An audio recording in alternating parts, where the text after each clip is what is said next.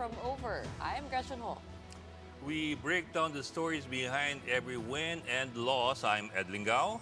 And I am Kathy Yang. Stay with us as we continue our 31-hour nonstop coverage of the 2025 midterm elections. This is Bilang Pilipino 2025. Well, it's been 31 hours, nearly 31 hours. We've just had maybe 1 to 2 hours of sleep, but it's been worth it. Just Good tracking, morning. yeah, and good morning. It's the pace has really changed. I mean, from the time that we started, it was kind of slow, and then the partial unofficial results just came out, and you both were on duty then. Yeah, take a look at what we have as of 6 a.m. this morning. We have 80.26% in partial unofficial votes transmitted from COMELEC. Ito yung nakikita natin ngayon, yung pumasok na hindi ito yung mga election returns, ito yung nagpapakita sa atin sa overall count. So, taking a look at the latest senatorial race, do we see the same names, Ed? It's basically the same names in the same order as what we left at 2 o'clock in the morning. It's actually right behind us. There you go. Wala nang bago dun sa ordering eh. Nagbago lang yung numbers. That's as of 2 in the morning. The big question, I suppose, is what happened around 1, between 1 and 2 o'clock in the morning kagabi. Or kanina pala. There was a time when Bongo's numbers reached 25. But for some strange reason, it came back to 21. But it looks clear na it's 2 independents, 2 opposition, and 1 from the administration slate. Parang nagbabago lang yung kanilang positioning, Parang pero sabi kagabi, yung 5 talaga, sabi kagabi, parang planchado na. 5 mula sa administration, 5 mula sa Duterte bets, and then Well, there are 2. let's take a look. Kasi when we say independence, Bam, Yes. Kiko. when we say independence, that's technically speaking their independence, but politically speaking, they're not really independent. Okay, you're looking at, of course, Bongo from PDP, De La Rosa PDP, Marcoleta PDP, and Marcos? going down, Villar was supposed to be with the Alianza, but you know where she's allied with now. In-endorse ni Sara Duterte, and you can expect her decisions to be influenced by that as well. And you have Amy Marcos, independent. Si Senator Bato ang But you know- nag-name ng mga kaalyado niya. Yung nabanggit mo, yun. The rest, you have 5 coming from the Alianza and 2, curiously, number 2 si Bam Aquino and si Kiko Pangilinan, coming from what they might call the liberal opposition. Sabi nga ni Bob Herrera Lim, he just came out with a report just about an hour ago of Teneo, and he tracks political risk consultancy. Tinawag nga niyang third force. Kaya rin, ang BBC, tinawag din naman nila independents. So, ang daming wordings, Kaya yan ang sisiyasati natin with the pundits that we have over the next 3 hours, because it's really an interesting race. And the race appears to be locked in doon sa 5. Gustong tingnan ng mga pundits. Well, tanungin din natin, our pundits. So we have about 3 in this show for the next 3 hours, and how that shifts. Sino ba talaga mangunguna? And it's very clear that the administration is trailing behind. But so far, what you can see, at least politically, is 5-5-2. Oo, 5-5-2. 5 sa administration, 5 likely and probably and politically for the Duterte opposition, and 2 from the liberal opposition. And remember, this weighs in on the upcoming impeachment trial of the Vice President. We do know that is what is at stake in the senatorial elections. Kagabi, That's true. nabanggit yung mga dark horse nga, yung si Bam Rodante Aquino. Marcoleta, Oo, yun. and then si Bam Aquino. And mainit talaga yung impeachment trial, pero isa ding mainit yung potential charter change. The vote counts in the senatorial and party list races just appear to go down early this Tuesday. Ito nga, napapag-usapan natin. Re-election of Senator Bongo had received 26.5 million votes at around 1 a.m. Manila time. However, by 4 a.m., yung mga oras na kagigising ko pa lamang, that number appeared to go down by 5 million, now standing at 21.6 million votes. Former Senator Bam Aquino, who's trailing behind Go, also saw a similar decline, with his vote count appearing to go down by almost 4 million votes. All other candidates and party lists have shown similar declines. And the Commission on Elections has yet to issue an official statement regarding these vote changes, and also of the reported automatic machine errors and all the other anomalies, discrepancies the between the alleged. ballot and the receipt that came out. Correct. Kasi yan, kailangan din nating tugunin, ano? Well, the discrepancies by themselves are basically what you might call retail, retail issues, because they would deal with in the thousands or the hundreds, potentially the 100,000s. The big question that we still have to get an answer for is what happened between 1 and 2 in the morning. Yes. Kung saan umakyat by 5 million, bumaba by 5 million. That's a huge amount by any measure, and that will make or break who's in the top 12. Kasi if you look here, dun sa bottom 6, dikit-dikit na yan eh. Ito lalo, 10, 11, 12, 10, 9, 10, 7, 10, 6. 10.6 It could still million. shift. It's really a tight race from Oo. 10 to 12. Maaaring magbago yan. Si Ben Tulfo, number 13 at 9.7. So, sa bagay, malaki-laki na konti. That's 900,000 difference. So, malayo-layo pa yan. Pero itong mga to, for example, from 12.1, 11.9, that's not too far. So, maaaring magbago yung kanilang numbering, yung kanilang order. Pero more or less, sila na siguro yung 12 eh. And we have to make the distinction, yung COMELEC count at yung ating count kasi meron yung parang mandated delay of 15 minutes bago natin pwedeng ideklarang number that is what COMELEC is officially counting. We have a lot of questions, but all eyes now on election transparency after poll watchdog PPCRV and other figures raised concerns over delays in accessing data from the COMELEC transparency server last night. Joining us live to weigh in, we have NAFREL Secretary General Eric Albia. Welcome to the show. Good morning. Morning, sir. Can you hear us? Sir, naka-mute ata kayo, sir. Sir Mr. Eric? Albia, sir. Okay, yes. There you go. Yeah. So can you hear me now? Yeah, we can There hear you you now. All right. Okay. Yesterday, the votes came in to our transparency or to our servers a little bit later than expected. Sabi ni COMELEC Chairman George Garcia, it would come in 7:30, 8 p.m. But as late as 8:30, dun pa lang pumapasok yung mga boto, no? At nakikita natin ito dun sa website, no? Did you see any cause for concern with what happened with the transmission yesterday? Yes, yeah. Last night we were also observing the similar behavior, of the data coming in from the automated counting machines. So as originally planned, the automated counting machines was supposed to send data while it transmitted to COMELEC to all other stakeholders who were connected to the automated counting machines. Primarily, these are the political parties, besides COMELEC, the both citizens arm and other and media. But as of 7:33, when we saw the first burst of data coming in from the machines to COMELEC, we were not receiving any data from them, and we were wondering even up to 2 hours later why data was not coming in. And when there was a small data packet that was sent, it only contained headers, of the headers, of the data sheets. We also received finally, a initial burst, of around 9:30, 2 hours later, from the count, from the automated counting machines. So we released a statement around 10:15 last night, questioning COMELEC why was this behavior observed, from the automated counting machine, and why it appears that COMELEC was throttling the data to the recipients, to the concerned recipients. We also observed that around past 1 o'clock, when some data, coming from COMELEC from the number of voters were reduced to around more than 4 million votes. Again, despite the release of our statement last night at 10:15, we have not heard from COMELEC any official explanation for this.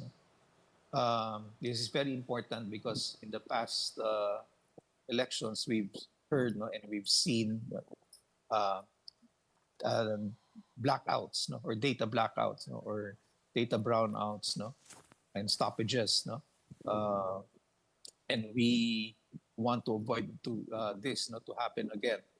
Uh, this concern, no, is very important because um, Sir it Ria. Sir, if I can break in, yes, sir. yeah, okay, We understand po all the concerns about about the slowness and the opaqueness of the transmissions. Pero let me zero in on one particular thing. Whatever happened between 1 and 2 in the morning, where we had a spike of up to 5 million in the case of Bongo, and actually marami sa kanila eh.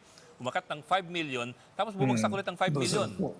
yeah. That's a huge jump, and that would definitely affect the count whichever way you look at it. And well, have you gotten an explanation from Comelec on this? We have not. Uh, we have not. No, since last night. No, Yes, sir, since this morning. but I'm sure you've also noticed this, and what do you think of it? Yeah, probably again. No, it might be batching from the previous releases. No, have been added and consolidated. No, to the current releases. No, and because the data, no, from the machines are being sent out every 15 minutes. Probably the previous batches. Results, no, were added and consolidated with the current batches. So uh, that might be one reason why probably it might have caused an error Pero sir, with the release. it's quite a big error across the board. You're looking at not a few 100,000. You're looking at Yeah, millions. millions. Yes, that's Millions. true. Kumbaga, akyat baba, hindi dagdag bawas eh. Akyat baba eh. And what should be done about this? Is this a major cause of alarm, for example? For us, no, especially in NAFREL, no, since we were pushing for transparency and on-time auditability of the count, it was a cause for concern, no? Because we were blind, no? We didn't have visibility as to what Comelec was releasing, no? So as I mentioned, no, that's precisely why the reason of sending to all stakeholders, no, was that was the reason behind sending to all stakeholders, no, Sir, so they to could your compare. point on transparency po, tsaka sa accountability, when we compare that to the time when we had the transparency servers, are you finding that this was maybe a little bit more opaque? Sa inyong nakikita? Yeah.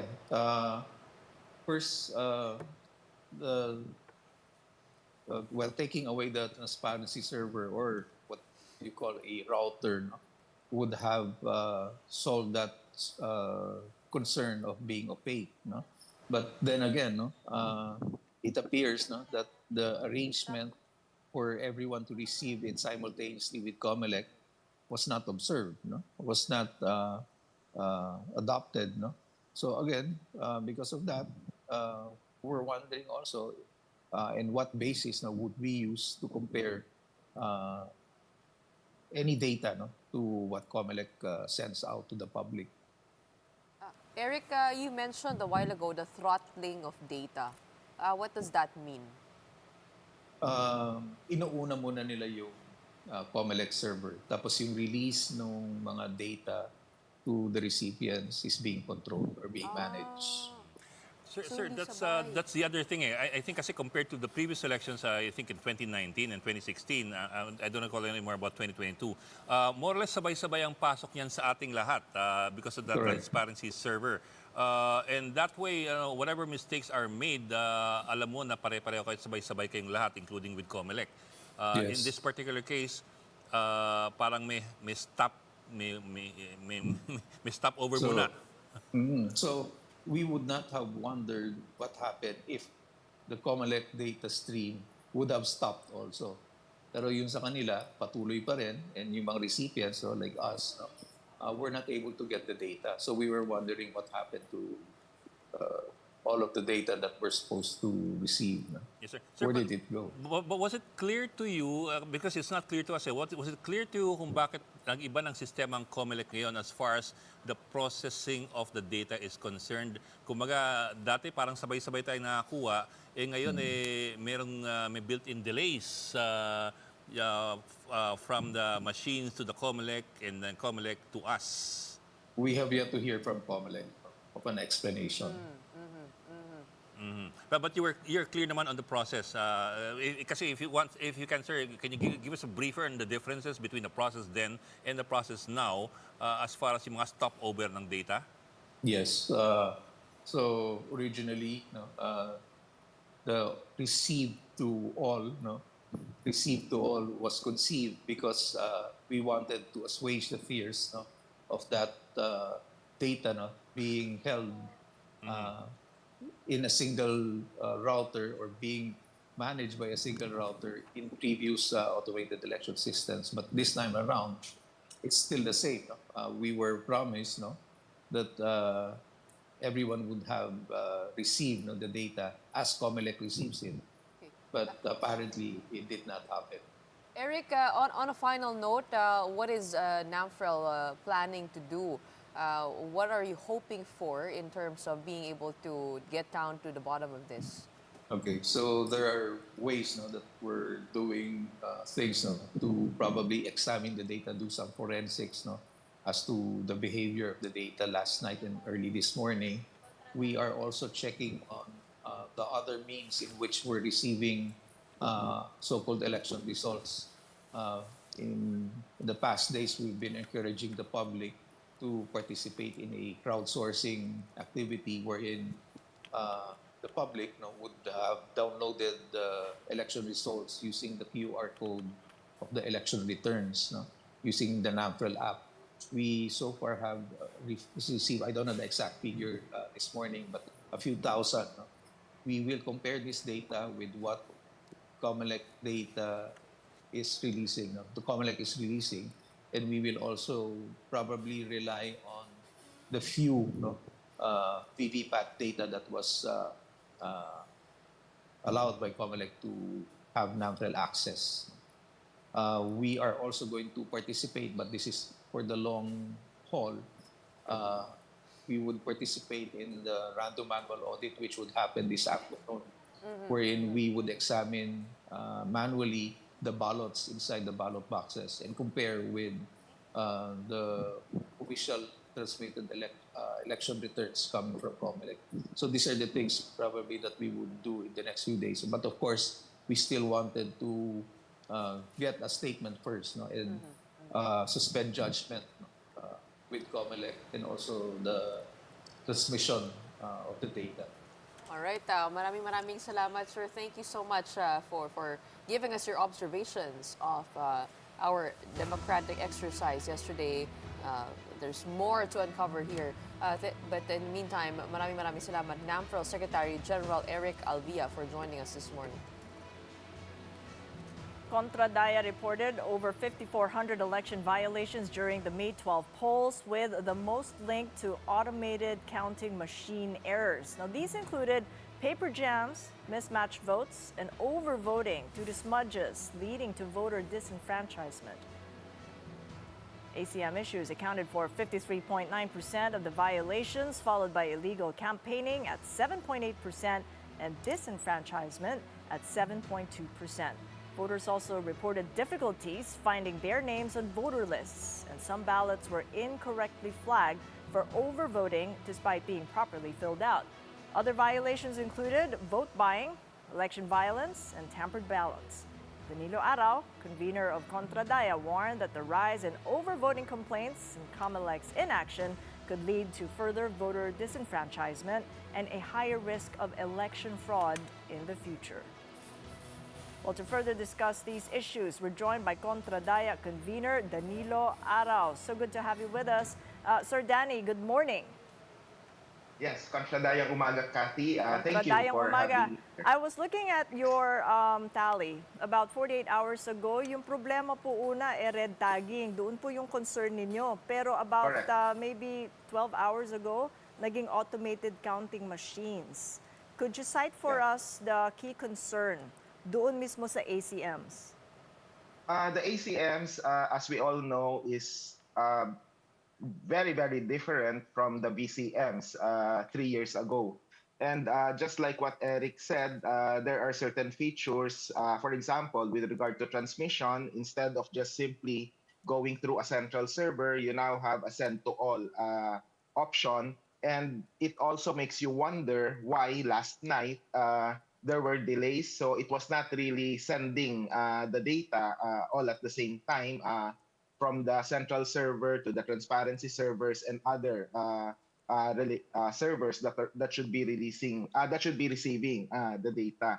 So prior to the transmission, we've also seen certain problems with the reading of the ballot. So the same old problems still apply: overheating, paper jams, and now instead of just simply overheating, we have the phenomenon of overvoting because of the higher sensitivity threshold lower sensitivity threshold from 25% to 15% of the ACM. So this may sound a bit technical, but in the simplest of terms, a mere smudge in the ballot would already translate to either an overvoting if it's outside the circle, but if it's inside the circle, it can be an inadvertent voting for certain party list groups or candidates where that dot or small smudge would be seen.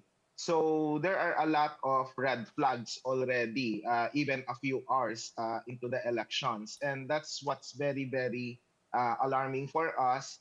And the silence of the COMELEC, and I'm sorry to say, the gaslighting during different parts of the day, blaming the voters for the problems that they face, we find the situation very unacceptable. Balikan ko lang po yung portion ng transmission. Kasi nga, yung mga sinight niyong paper jams, I mean, it's problems we've heard before. But we're trying to target now, saan ba yung parang opaqueness na napag-usapan natin earlier with NAFREL? Doon sa transmission to the receiving. Hindi sabay-sabay. Ano ngayon ang difference when we had the ACMs in this election versus the VCMs? If you will go technical, please do. We want to understand po. Yes, of course. But yeah, the delays, you're correct, Kathy. It's nothing new. But we are not expecting this to happen, given that just like a mobile phone where you send to all, you're supposed to be, in theory, receiving all the data at the same time. And that's what the COMELEC said during its live demonstration, because we organized an activity with COMELEC, and that's what COMELEC officials have said repeatedly, not just in our own activity, but in its previous public pronouncements. Actually, if you want to further simplify, it is a reflection of the fact that what happened during the live demonstration did not really translate to the actual voting exercise. So that's, I think, where the problem lies. And what compounds the situation here, Kathy, is that the version that was installed in the automated counting machine, it's a different software version compared to the one that was approved at the level of the TEC, or the Technical Evaluation Committee.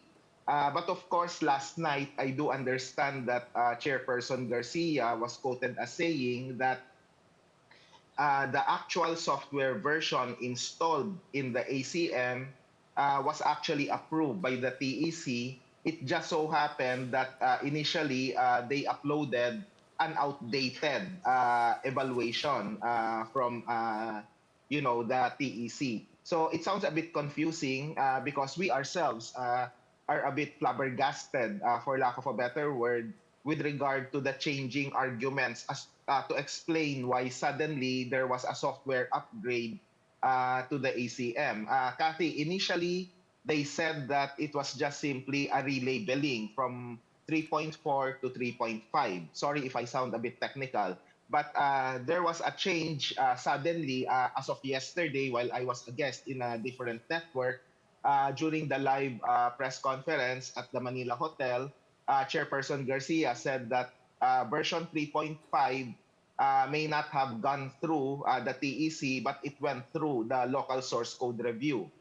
So that was a different version. And then a few hours later, they said, the COMELEC said that the software version actually went through TEC evaluation. It just so happened that what got uploaded to the apparently to the COMELEC website was an old evaluation and not the latest one. Pero So if I there may, is not much explanation. There is some explanation, but the explanations are confusing. Sorry, Mr. Lingao, I may have interrupted you. Go ahead, please. It's okay, sir. I just wanted to interject. Kasi, are we looking at differences only in the user interface? Are we also looking at differences in the process? Kasi apparently, ang naging process, tell me if I'm getting this right, apparently naging process is we saw a significant delay in the time by which we would be receiving the data versus the time that COMELEC was receiving the data. In which Yes. case, that would not be a difference in user interfaces. That would be a difference in defining kung sabay-sabay kayong makakatanggap ng data. Well, if you want to be transparent about the process, Ed, dapat sabay-sabay talaga. And besides, again, in simplest terms, without minus the techie trappings, that's what the COMELEC has said repeatedly. And that was the guarantee that was Yes. given to the public. So it's not much of an... So the problem here is that why was there a change in the actual electoral exercise as opposed to the live demonstrations na sinabi nila na mas mabilis daw ngayon kasi 5G. send to all na raw talaga, hindi na dumadaan dun sa parang central server na siyang nagta-traffic dun sa iba't ibang mga ruta na pupuntahan ng datos. Professor, before we continue, we just like to share what's happening on our Yes. screen. Right now, it is 6:30 in the morning. We are taking a look at incumbent Mayor Vico Soto, also re-electionist and the incoming winner of the mayoral elections in Pasig. I think he has been proclaimed winner already in the Pasig mayoral race, and he speaks with reporters over there. Later, we'll get some updates on what he's telling our reporters. Pero yun ang as early as 6:30, naiproklama na. This is declared a landslide victory for the incumbent. Also, for his slate, I believe his team was rejoicing last night over a 15-0 win. In terms of all of their bets, yung giting ng Pasig, natalo ito. Very much publicized rivalry between his and the team of Sara Diskaya, the opponent, of course, for the mayoral race. Let's listen in. Kailangan gawin pa, pero sa lahat, kahit ano pong tingnan, nagkaroon ng improvement in the last 6 years.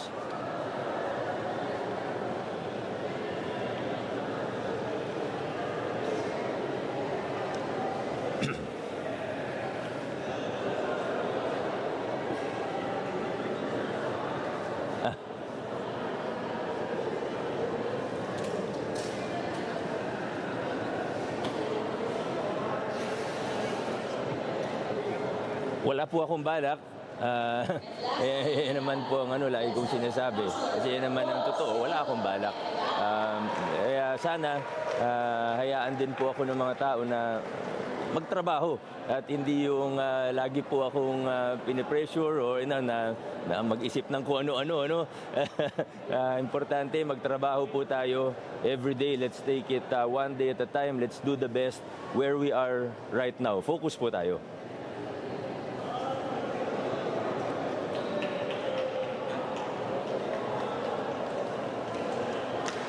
Maraming salamat po. That was Vico Soto winning mayor of Pasig City. Also, in his slate is Vice Mayor Dodot Jaworski winning another term, and his slate of councilors as well. Also winning for congressman is Roman Romulo. Also, I believe in his third term.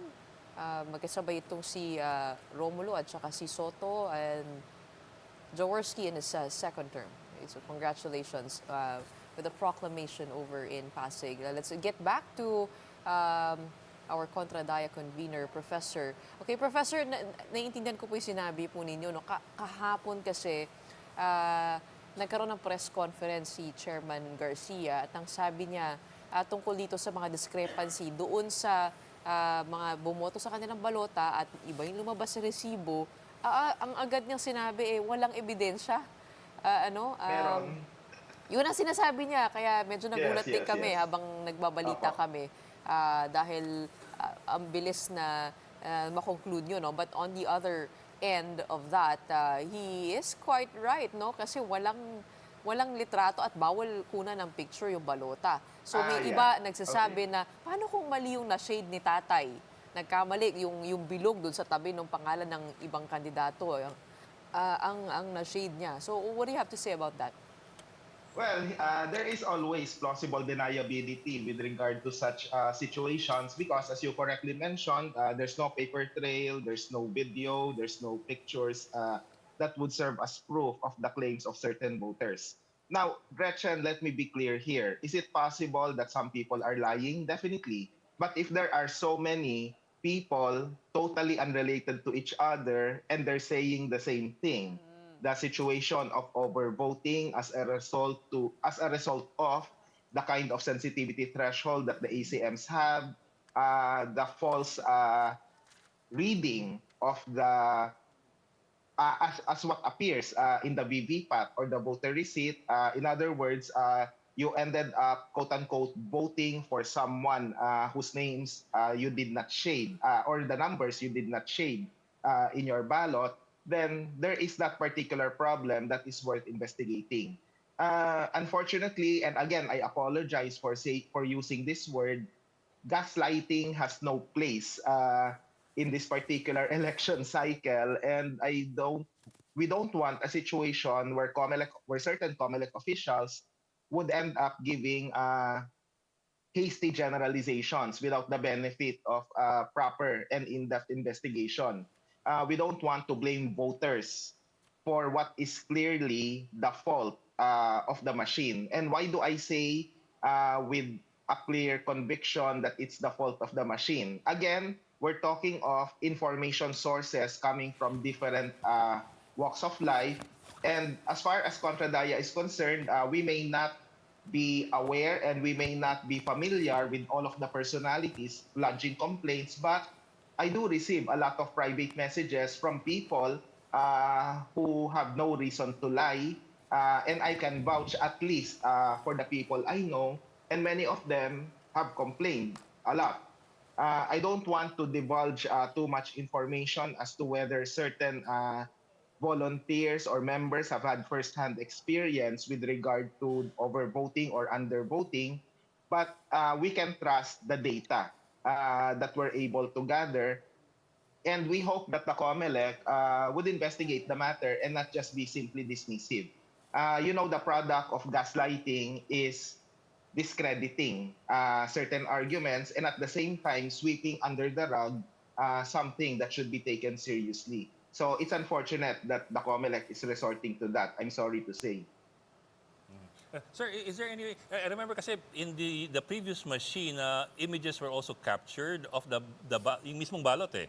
Yes, ballot images, diba? yes. Yes. Do we still have that process now with the new machines or that's an entirely different thing altogether na hindi nakasama? I think so, yeah.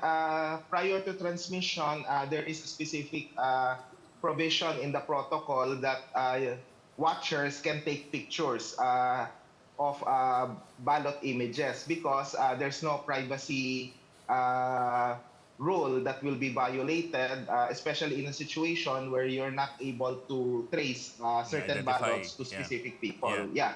So Yeah. meron naman, Ed, and sana magandang mekanismo rin ito para ma-detect kung ano yung nangyari talaga sa usapin ng pagbibilang.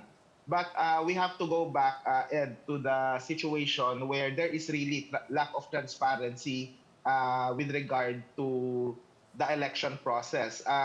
The problem with the ACM is one thing, and I don't blame the media for focusing a lot on the ACM, but even the internet voting system being done for the 1.2 million overseas voters, it's also racked with so many problems and once we're able to get more information, we'll be able to trace if such problems resulted in a lower voter turnout. Before, it was 55%, a little more than 50% voter turnout for the overseas voters. Let's see if a lower voter turnout has resulted because of the difficulties in pre-registering as well as in using the system. Again, it's all because of lack of information dissemination and the general transparency problems that we're having with the COMELEC, unfortunately.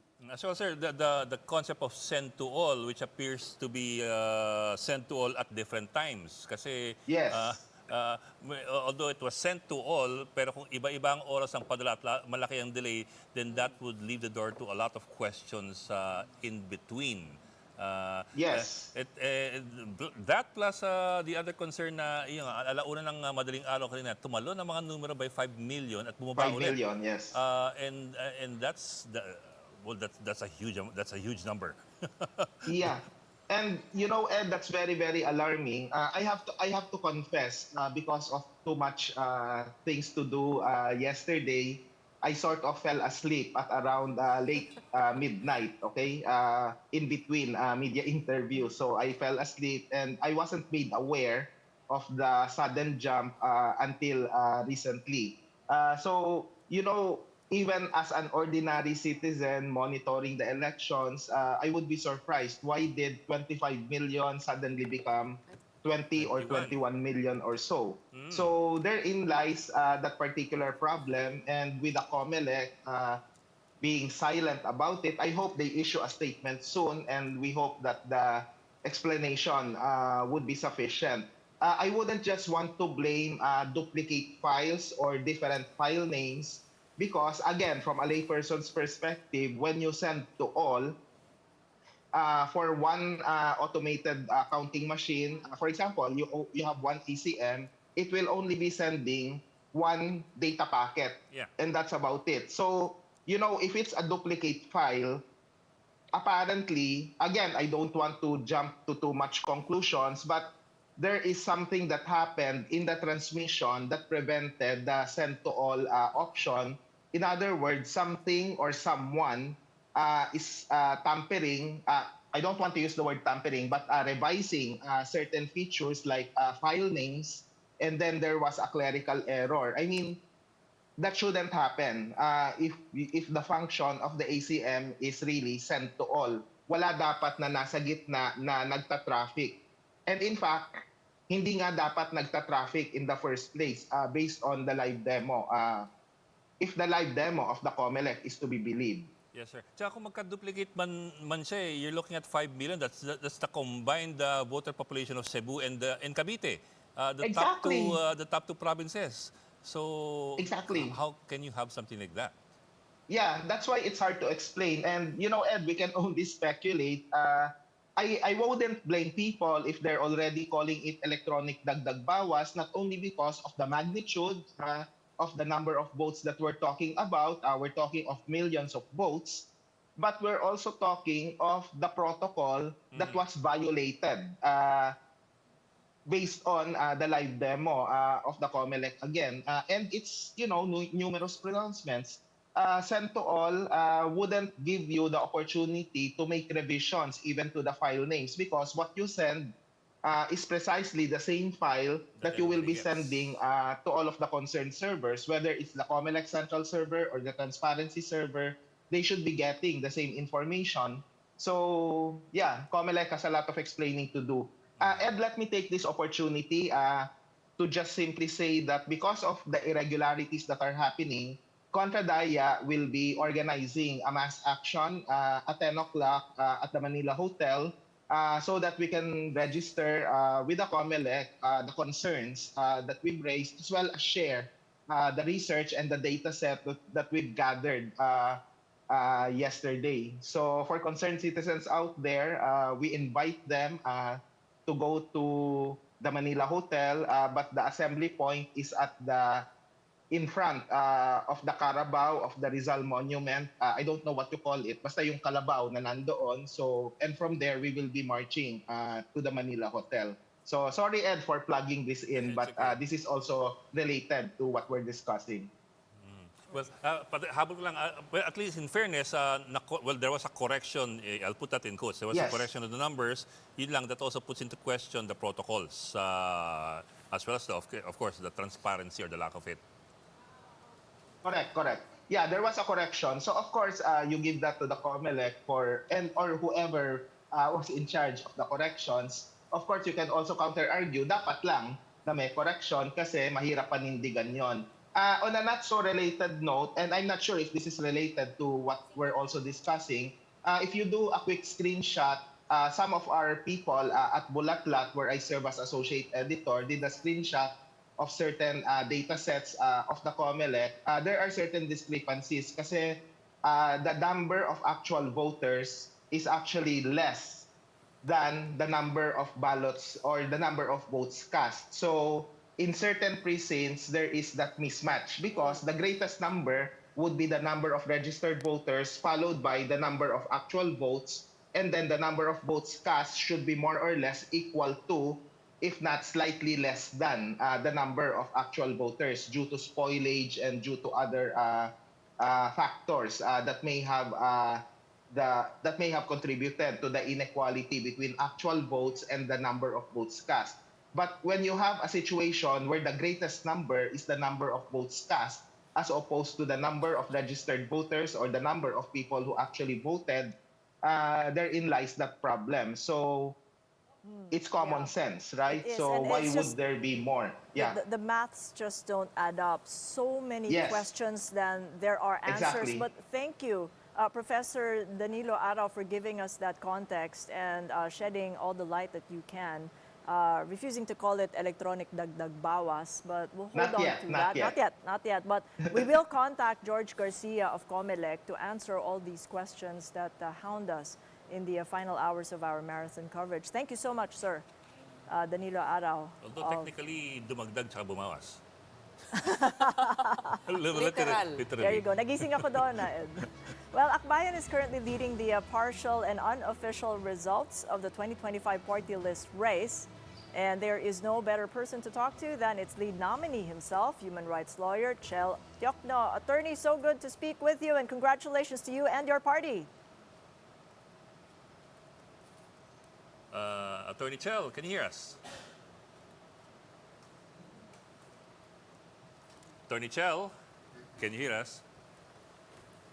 We'll come back to Chel soon as he's available. But the last time I checked, Ed, malayo yung agwat nung pagkapanalo ng Akbayan, ano, at ng Sa ano Duterte sila ngayon? youth. 6.55% of votes, which means they are guaranteed already 3 seats. Ayan, I'm 2%. seeing Chel on the line right now, but he is trying to fix his shot. Attorney, magandang umaga po. Magandang umaga po. Yes, sir. Baluktot po yung screen nyo, eh. Medyo kailangan namin magganto rin. Attention na, nasa probinsya ako eh. Ayos lang po. Baka pwede pong na lang Parotate ninyo, po ng parotate screen. na lang po ng screen. Ihiga and you niyo, can sir, put yung... you on. ayan. Yeah, we're Tama po loving yan. the shirt there, Children. Ang ganda po ng inyong suot. Congratulations, attorney. Your reaction and the party. What are they feeling about the partial and unofficial results showing your lead and the potential win of Akbayan?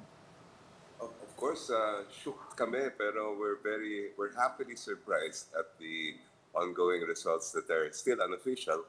But talagang tuwang-tuwa kami sa mga nangyari at lumabas dito sa halalan. Attorney, none of the surveys predicted that Akbayan would be number 1. What do you think led to this dominating win? Well, tama kayo. We were also not sure how the results would come out because of the surveys that we had seen. But I think it's a combination of the work that Akbayan did on the ground, as well as what we call the air war pagdating sa kampanya. And I'd like to thank everyone from Akbayan who made this possible. Kasi talaga naman pinagsipagan namin ito at pinaghirapan namin ito. And when you did accept that honor of being the first nominee, and sinabi niyo po you wanted to push for principles, buckle down on protecting the welfare of the Filipino people, paano po niyo ito sisimulan? Ano po ang priority ng Akbayan? Siyempre, upo muna kami. I'm going to sit down with the other nominees and decide on what we will be filing first. But of course, alam niya naman lahat yung agenda ng Akbayan. We are a multi-sectoral party. We want to make sure that all the basic sectors in our country are protected and taken care of in Congress. Kaya marami kaming gustong gawin kapag naupo kami. At front and center, siyempre, ang sabayan ng Pilipino, ang ordinaryong mamamayan ang dapat alagaan ng Kongreso. Pero unang-una po, kailangan nating tugunin yung mga alegasyon at mga obserbasyon na aming natumbok in the last 45 minutes since we came on air na may alleged anomalies in the automated counting machines, in the way it's been transmitted, the results. Yung send all po, nagkakaroon ng maraming katanungan. Ano po ang inyong mga first observations and views? Yes, I agree. We need to get to the bottom of this. Sa lahat ng mga bagay sa ating demokrasya, dapat pinaka-transparent ang halalan. Dapat walang question. At yun yung medyo nakakalungkot na nakikita natin sa mga dating karanasan natin sa halalan na almost always may mga tanong kung bakit ganito ang nangyari. So I hope that there will be a lot of transparency and we will know for sure what happened. Maraming tanong, hindi just like last time, pero ang kailangan natin ay sagot. Pero sir, kasi nagbagong sistema ngayon eh.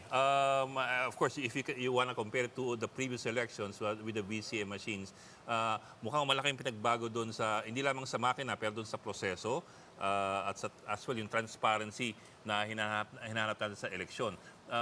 Doon pala sa transparency po, are you satisfied with the amount of transparency we've seen with the processes involved sa election na to? No, it looks like questions have to be answered. If we were absolutely transparent, then I don't think there would be need to raise any questions. Pero marami pa rin ang nagtataka kung bakit ganun nga ang nangyari. Attorney, you mentioned a while ago that you believe that this win is courtesy or credited to the groundwork of Akbayan and also the airwaves. Let's talk about those airwaves. What do you think really worked for you this time around? You winning a congressional seat as opposed to the past? Yung TikTok po ba? Tingin nyo, yung pagtrabaho po noon, malaking bagay dito sa pagkapanalo po? Malaking bagay talaga ang social media sa any kind of electoral exercise dito sa atin. I think that's been shown not just in this election, but even in the previous one. And I also have to give credit to my comms team because we really worked hard to generate a lot of content for the campaign. And you know, this really reflects, I think, the changing the processes that are changing in an election in our country. Kasi dati, sabi nila, baliwala naman daw yung social media. Pero I think kitang-kita naman natin na ang maganda lang dito ay it levels the playing field to a certain extent. Kasi kung ang labanan ay sa TV o radyo lang, siyempre, dehado yung mga progresibong mga organisasyon dahil kulang na kulang sa resources. But when we speak of social media, it's a lot easier to deliver our message there. Attorney, I remember we were talking about this sa tayo nila Ed, no? And we were having dinner out here dito sa TV5. And you were talking about your TV and social media strategy for your campaign. What do you think was the proportion of that in terms of impact to your campaign? I mean, mas social media-led campaign ba ito? O dapat bumabalanse? Ano na ba yung nakikita ninyong bagong strategiya na umuusbong dito sa mga resulta nakikita natin sa halalan? Well, para sa isang grupo tulad ng Akbayan, ang kaya lang namin itodo, syempre, ang social media. Unlike others that would have enough resources to naitodo nila yung TV ads or radio, hindi talaga namin kaya yon. Kaya that was also a question of necessity na we really had to work extra hard in terms of getting the message delivered through social media. At the same time, ako, grabe rin yung ginawa ng ground teams ng Akbayan in the last, during the entire campaign period. Dahil everywhere I went, nakahanda ang local namin mga kasama. And it was very, very inspiring and very encouraging to see it happen on the ground. Attorney Chell, Okay, go ahead. I just wanted to ask how Akbayan plans to work with what will appear to be a very interesting mix. Unexpected, if you will, especially dun sa top 5 sa senatorial candidates natin, 2 from warring family dynasties and one that appears to be a third force na di natin inasahan pero lumusong at ngayon nakalagay sa top 5 ng Magic 12. Yes, this is going to be a nice and interesting Congress, the 20th Congress. Kasi nakikita na natin yung mga uupo ay medyo kakaiba rin. And that, I think, is a great opportunity for progressive candidates and legislators to make something happen. What do you, ano po ang gusto nyong mangyari? Paano po natin sisimulan ng trabaho dahil na iba po at it's quite a different slate as you come to think of the new makeup, the composition of the Senate as soon as the official results come through. Well, tingin ko yung unang dapat tingnan ng Kongreso ay yung mga gut issues that are affecting every one of us. So, nandyan halimbawa yung issues revolving around our economy, yung sobrang pagtaas ng presyo ng bilihin, ay dapat tingnan ng Kongreso yan. Bakit nangyayari ito at anong magagawa natin para matulungan naman ang ordinaryong mamamayan. There are other issues that I think really require priority by our Congress, issues that concern, for example, education, health. Itong mga bagay na ito ay malaking dapat maging priority ng ating Kongreso. Sir, I'm looking at I think good. Sir, I'm looking at the data we have dun sa party list race. Well, so far what we're getting is 2.2 million yung nakuha na Akbayan sa party list races. So far, I think this is at around 80% of all the votes cast. That's 4.78% of the votes cast for the party list race nakuha na Akbayan. So, I'm not sure about the math. Alam ko 2% gets you already 1 seat. 2% gets you 1 seat. 1 seat. So, at most 3 seats. But at 4.7%. Sir, alam niyo ba yung math dito? How many are you going to get with this so far at 4.7%?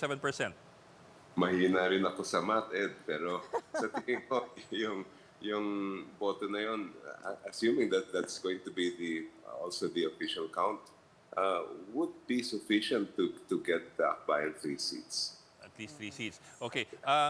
Ang bulk na nakuha niyo mga boto, well, Akbayan at least, is coming from NCR. 27.21% of the votes gotten by Akbayan came from the National Capital Region, followed by Cavite at 7.27%. So sa NCR po, nakuha ng Akbayan is 599, almost 600,000 votes. That's at 2.2 million. That accounts to what? 1/4. Almost 1/4. Kasi kung 1/4 belong at 2.4 million. So yun po, bulk of it comes from NCR, followed by Cavite, and then Bulacan, and then Laguna, and then Rizal. So yung surrounding area ng NCR, yung nakuha ng Akbayan. So yun po, you're looking at what? 3 seats at 4.78%. Tapos Duterte Youth at 4.06%, Tingog at 3.2%, and 4Ps 2.6%, AXIS at 2.15%. So that's what we have there sa party list. You know, I think those results also reflect the changing character of the voting population. We have a very young voting population. Before the elections, ang sabi nila 63% ng mga boboto ay mga Gen Z at millennial. Yes, sir. And Kaedad natin. Ano? yes. Ano? Umuo siya eh. Pero mukhang ganun, may hinahanap kasi yung mga mas batang botantes. Tingin ko na nakikita nila sa Akbayan. So I'm very happy for the results. If ever you do get 3 seats, it won't just be you, but also Representative Percy Sendanya and Dada Ismula, the third nominee of Akbayan. On a final note, your final word for our audiences, what can we expect of Akbayan and what does Akbayan do? Well, this is really a collective effort, and I'd like to thank everyone who really worked extra hard to make this happen. We're very determined to push the people's agenda. At marami kaming nakaplano na, nakalatag na actually yung aming legislative platform. Ang magiging tanong na lang ay alin yung mauuna in terms of what we will be filing first. But I'm very excited that gusto kong sabihin sa buong Pilipinas na marami pong nakahanda at maraming gagawin ang Akbayan para sa inyo. Well, we look forward to the plans and priorities of Akbayan. Thank you so much, Attorney Chel Diokno, for joining us. Appreciate the insights there, the lead nominee of Akbayan. Mukhang nag-pitch si Atty. Chel eh. Partial unofficial results, but I'll take it. Sabi mo, Gen Z o Millennial? I'm in. Ha? Gen Alpha ako. Okay. Pababa tayo eh. Nagkakaloka na tayo rito. Parang yung mga boto natin pababa. Wala ritong transparency sa lamesang ito. Oh, don't go away. Bilang Pilipino 2025 will be back after a short break. 1 hour down. That felt so long. Bilang Pilipino, bilang Pilipino.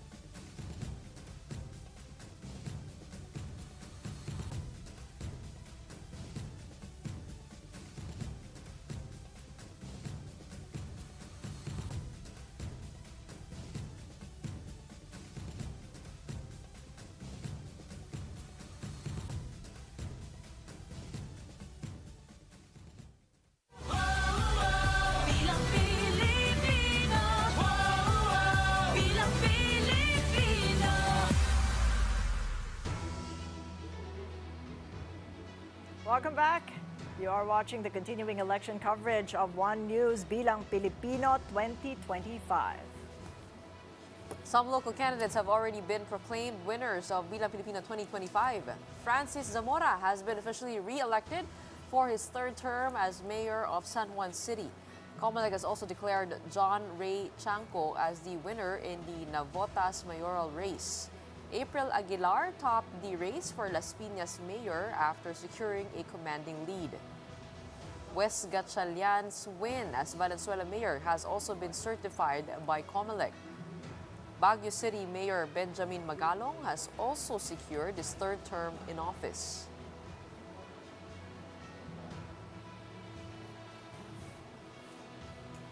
And before we continue our conversation with our next guest, let's just take a look at the winners in the local races.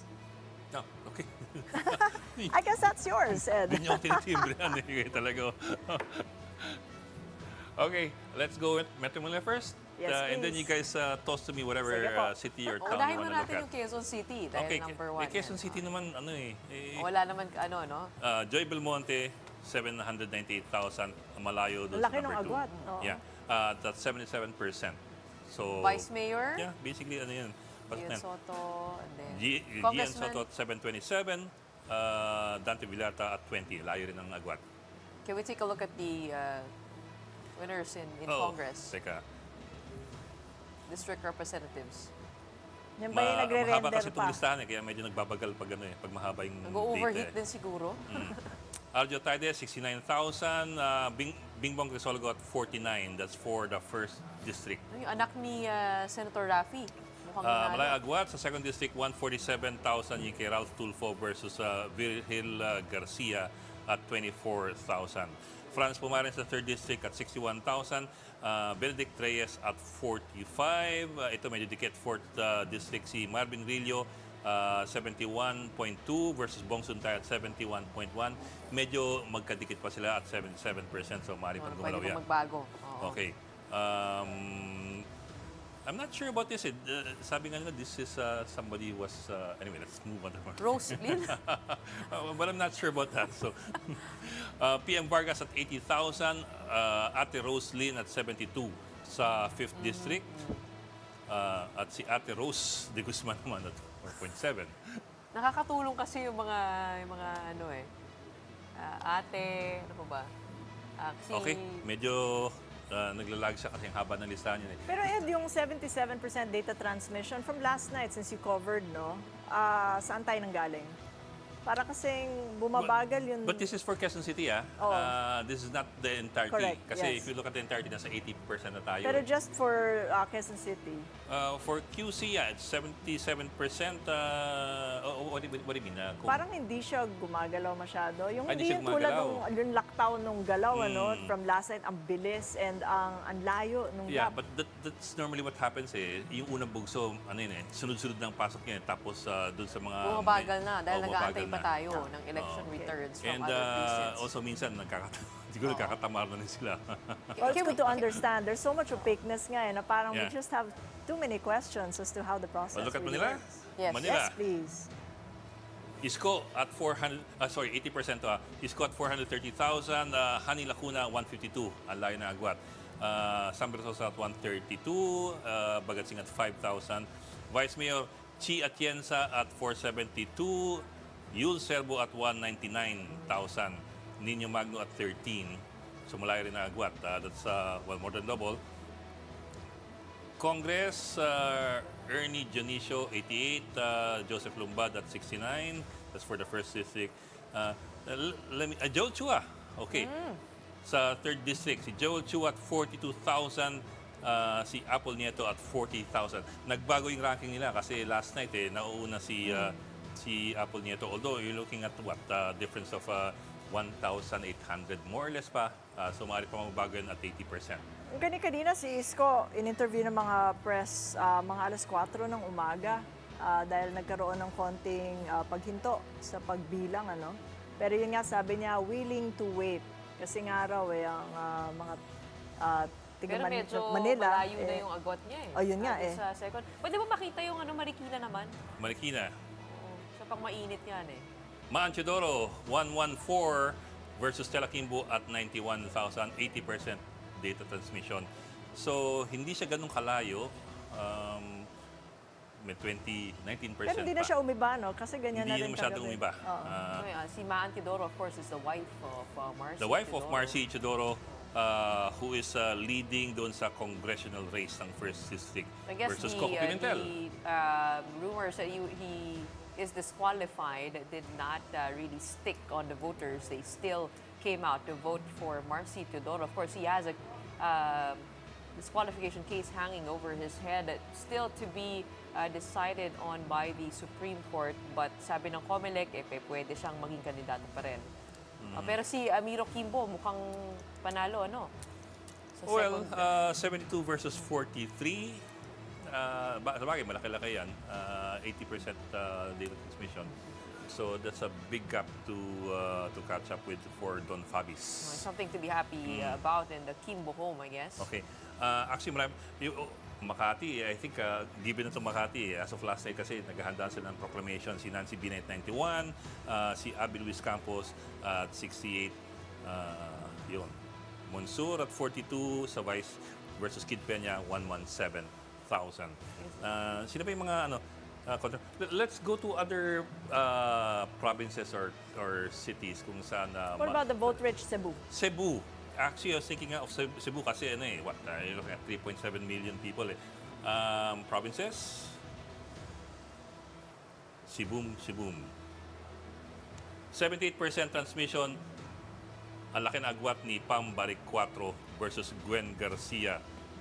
Pam Bariccuatro 867,000. Gwen Garcia at 602. Gwen, of course, is the incumbent. Sir, let's begin kay ang ating guest. Yes, we have Professor Herman Kraft joining us as one of our political pundits. Thank you so much for being here, Prof. What do you make of the initial partial results? We've been going through that, but then give us a full picture muna. Kasi nga, no, there were some surprises in the senatorial list, and down the line, we're seeing maybe a tight race doon sa 10 to 12. Prof. Yeah, actually, I think everybody was surprised at the results, no?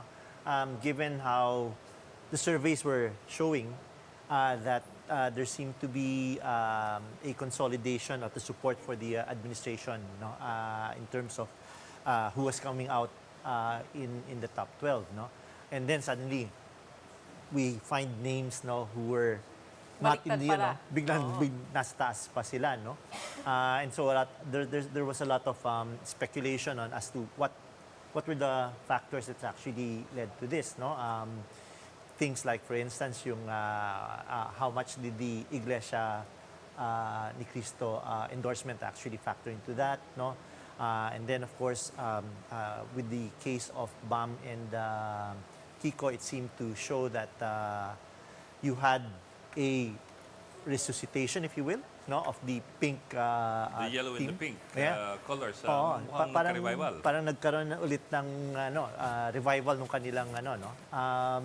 So it's interesting because there are a number of things, no. Number one is what are the implications for the administration, no, in terms of having now this new mix or the unexpected mix, no, in the Senate.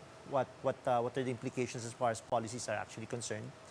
The other thing that has to be taken into consideration would be now you have the administration actually facing two camps that are Two kinds of opposition. two kinds of oppositions, no? So who interestingly enough, no, parang hindi ko ma-imagine na magsasanib sila kung sakasakali, no, but nonetheless, no, the common would be it's not going to be easy for the administration to Maneuver around. around the two. politics. It two sounds groups, no? like there might be a disruption. I mean, coming from financial point of view, ang gusto lang naman ng mga negosyante talaga, certainty. That's right. And continuity. In the way that it's looking and the new composition of the Senate is coming to be, paano na ngayon? Simulan na natin doon sa legislative agenda. Right. At maya-maya siguro, charter change and then yung sa impeachment trial ni VP Sara. I think in fact, parang baliktad yung ano kasi the immediate thing that comes to mind is the impeachment kasi yun yung mukhang magkakaroon ng implications doon yung composition noong Senate ngayon, no. And the speculations going around is that it's going to be dead on the ground basically, no. But as to the other issues, no, like for instance continuity and I was listening to what Shell Jochno was actually saying earlier on, and the point that he was making regarding priorities, no, and the priority would have to do with how are you going to actually what are the things that need to be done in order to fight inflation, basically, yun yung ano doon. And I think that's really the issue as far as this administration is concerned, no. But looking at the composition of the Senate, I'm not seeing any radical. I mean, any group that actually represents a radical way of actually addressing the. Any radical shift in policy, parang wala naman pagdating sa... Hindi naman magkakaroon ng mukhang hindi naman magkakaroon ng malaking pagbabago as far as policies are actually concerned, no. So which basically means if you're talking about continuity, I'm not seeing any major disruptions as to what's going to be done, which is not necessarily good if you're talking about how are you going to control inflation. Yeah. Okay, we'll just Pause for a moment, as Yeah, I pause for a believe we moment. do have Irwin Tulfo now joining us on the line. Magandang umaga, Irwin. Magandang umaga po, Kathy, Gretchen, and Ed. Yes, sir. Congratulations po in the partial and unofficial results. Nangunguna po tayo. Ano po ang inyong reaksyon? Well, papasalamat po tayo sa mga kababayan po natin na bumoto po at nagtitiwala. I guess it's time for us to work together lahat ng mananalo dyan sa halalang ito po. Ang sabi nga ninyo doon sa inyong final, yun sa meeting de avance, no? Yung inyong plus one, si Tol Ben, sana idagdag na rin ninyo bilang an administration bet, but he's far from the magic 12, Irwin. I understand po. But the people have decided, what else can I say? Siguro nga, it's yung iba yung nasa kanila, iba yung sa isip nila. So no matter how you will push that, the person, the individual, kung ayaw naman ang mga kababayan natin, wala tayong magagawa. But I did. I tried to dalhin yung kapatid ko doon sa Magic Club. Pero kasama naman ninyo. Kayo pa yung nakapag-usap na ni Ben Tulfo? Kagabi, Sir Ed, nag-text lang ako sa kanya, tapos di ba siya sumasagot, I believe he went to sleep early. He was not feeling very well. Maaga pa lang, siguro mga 7, not feeling very well. Pero kasama pa rin ninyo si Tol Rafi, hindi kayo mag-iisa. Sa dalawang Tulfo na po ang nasa Senado. Ano po ang inyong mga first plans sakaling talagang palarin at yung partial unofficial results ay maging official na, Irwin?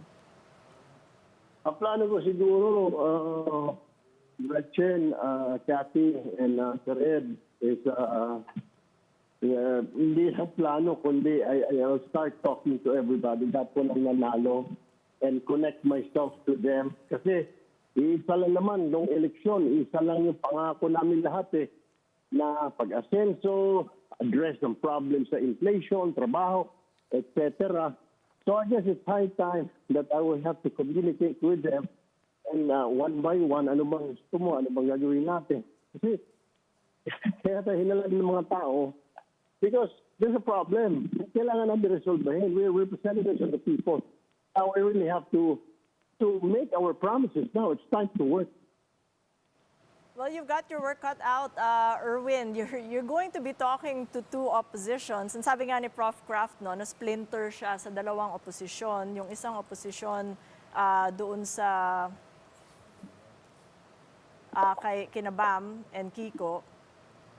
And then yung isa naman, The Duterte opposition. yes.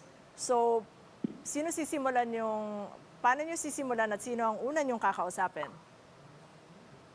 Well, actually, pareho siguro. I mean, yung kaya Senator Go, and then yung grupo ni Senator Kiko. Kasi halos isa lang naman ang plataforma, di po ba? Kami na yung sinasabi, lahat naman kami na kandidato, narinig namin yung problema. I mean, now, it's time to act. Hindi yung puro pangako na lang. People trusted us, kaya binoto kami.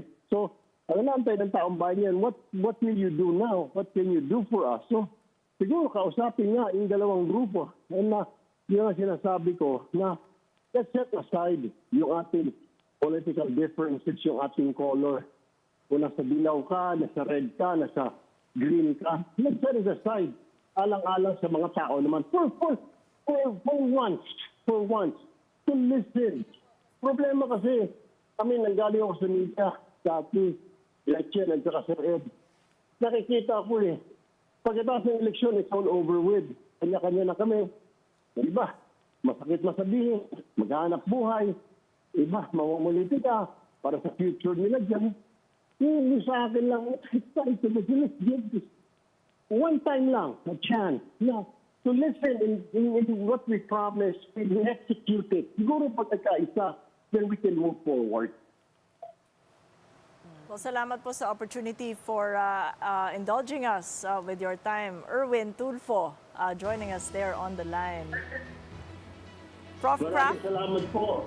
Thank you po. you have heard him say, we will work together.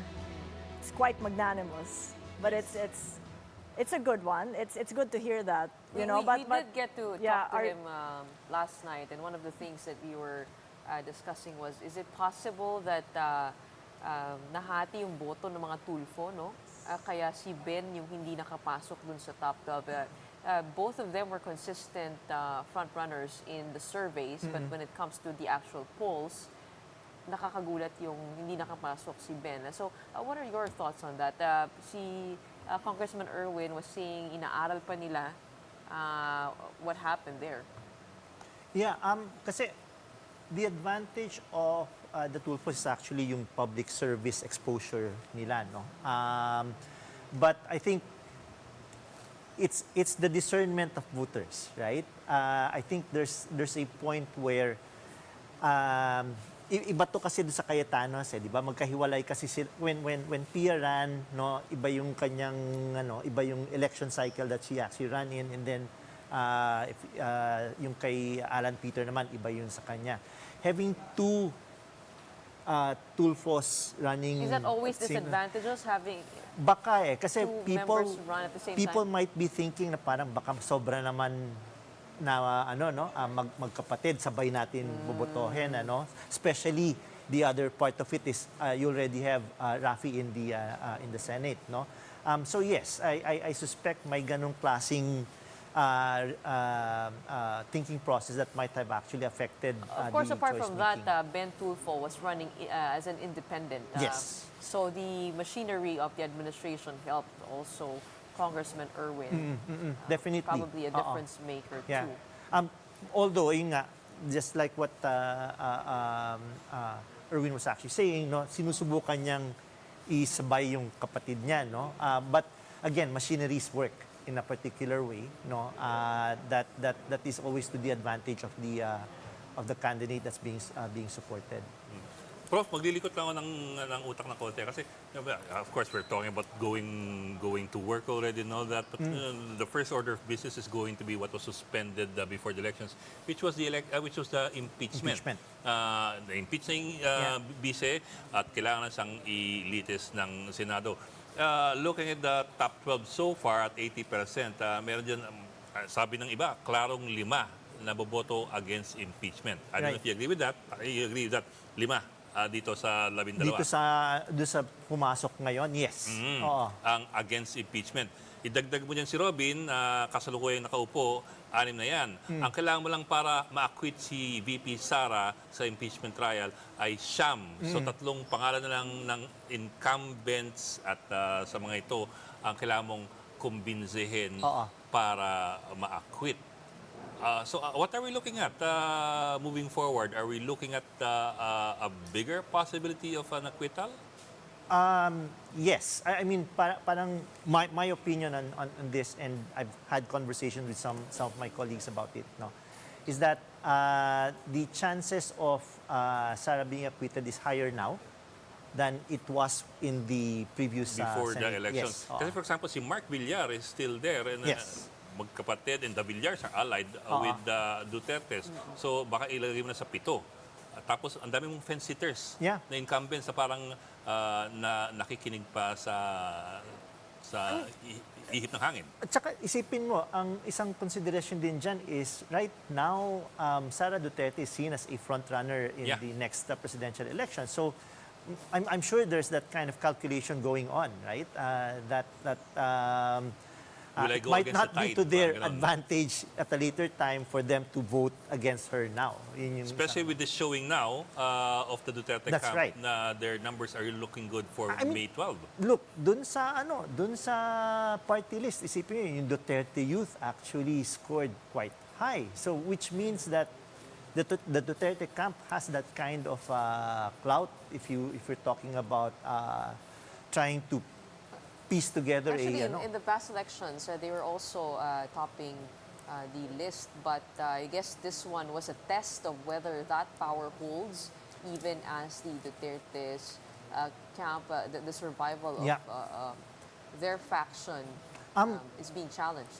Although, the caveat there, as far as that kind of analysis is concerned, no? Kasi parang ang question dito is that a set thing, no? That kind of clout, no?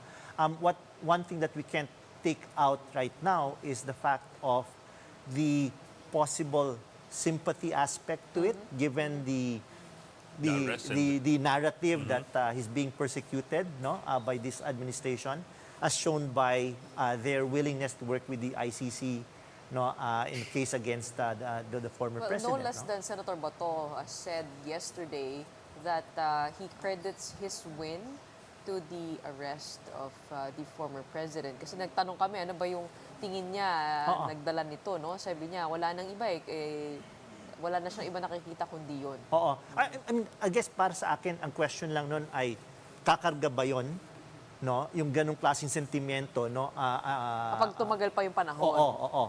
On to 2028. That's right. Parang ngayon kasi natapat siya within yung... Sumakto sa timing. Yep. Alright. So it's a question of whether that kind of sentiment is going to carry over for the next few years, so that the momentum goes as far as the next presidential To the elections. point you make, Professor, na dead on the water na yung impeachment trial ni VP. And the potentiality of maybe negotiations. Kasi wala na, no? I mean, Oo. kung dead on water, I would presume, and political pundits also would, hazard a guess, yung mga negotiations that the administration might want to make with the likes of maybe Senate President Escudero, Right. or maybe even Zubiri. What could come out of that? Because when you come to think of it, wala pang formidable front runner ang administration for 2028. But here, as you're telling us right now, it could be VP Sara going for 2028. I mean, names are... I think it's premature to think about sino yung pwedeng anuhin. Although, of course, like the kinds of survey results that we're seeing, no, shows that it's Rafi Tulfo and Sara who are actually potential or possible frontrunners as far as the next presidential elections are concerned. But neither is an administration person. So ang question ngayon dito is, who is it that the administration should be negotiating with, no, in order to secure, no, a possible win in the next presidential elections, no? So may mga as early as now, may mga pangalan na lumalabas from some of the winners, in fact. Well, one thing is for sure, we should not. I mean, now there is some leeway, I guess, for other candidates that are not in the surveys to actually make it into the top 12. Si Guido David of Octa Research was here last night at nakausap natin siya. Sabi ko, ano nangyari? Kasi yung Octa, hindi naman na-predict to si Bam at si Kiko. No? Medyo nasa baba. Although sinabi niya na dark horse, they were calling this a protest vote. What are your thoughts on that? Could this be a protest vote? I mean, we're seeing Akbayan topping the party list rankings. We're seeing the likes of ML, also Laila de Lima's party in that list. Kasama na yon. We're seeing Kiko, we're seeing Bam. Could this be a protest vote? We're also seeing those with relatively less resources, like Heidi Mendoza, defeat Willie Revillame in the rankings. Colonel Busita also ranking high up there. Yeah, well, it's not just that side, right? So kung dalawa yung opposition mo, even the fact that, because when we were looking at the surveys before, I think as far as numbers were concerned, 8 to 9 were actually from the Alianza side, no? So that's why when Kathy was asking me about this yesterday, parang I was actually contemplating that we're seeing a consolidation of the support for the administration. Now that's not the case anymore. If we're talking about a protest vote, yung dalawang side actually pwede mong sabihin na it's a rejection of.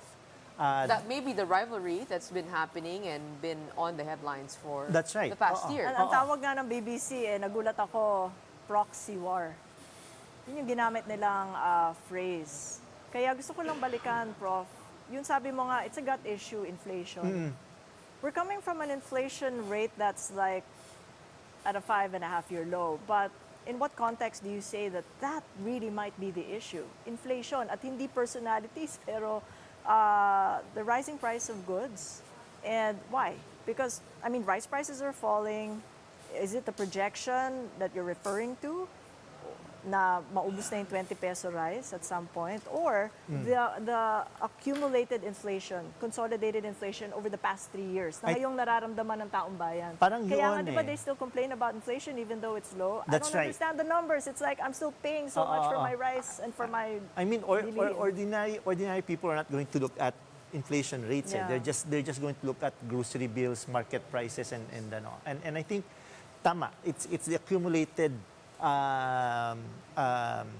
inflation of the past few years, no, na nararamdaman nila, no. So if prices are actually going down now, if inflation is actually going down, I think the effect of that will be still sometime in the future. Parang ngayon nararamdaman pa lang natin yung umpisa niyan, no, and so by the time that people actually realize that, you know, your peso is actually going farther than it did before, no, it will be some time before that realization comes in or Pero starts to kick in. Can voters really connect the issues that they claim to be concerned with in the surveys with the candidates who are running?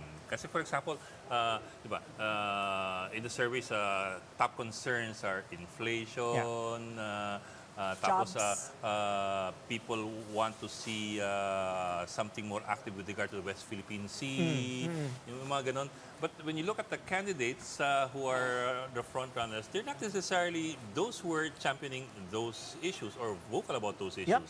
Actually, that's a good question kasi ang ano dito is the assumption that when you talk about a protest vote, no, against the administration, for instance, that this reflects yung concerns nila about the inability of the administration to address their concerns, right?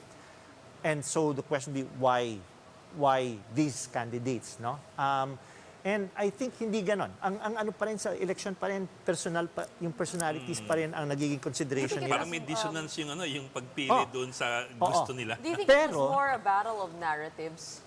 Because I do remember the Duterte camp constantly hammering that this administration has not been able to deliver in terms of the gut issues that voters are concerned with. But if you take a look at the other side, the administration bets, I do not recall any specific thing. I do remember parang they were talking about impeachment, they're talking about the vice president, pero yung messaging no?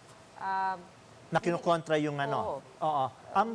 Maybe they lacked in that Bak- area? I suspect so.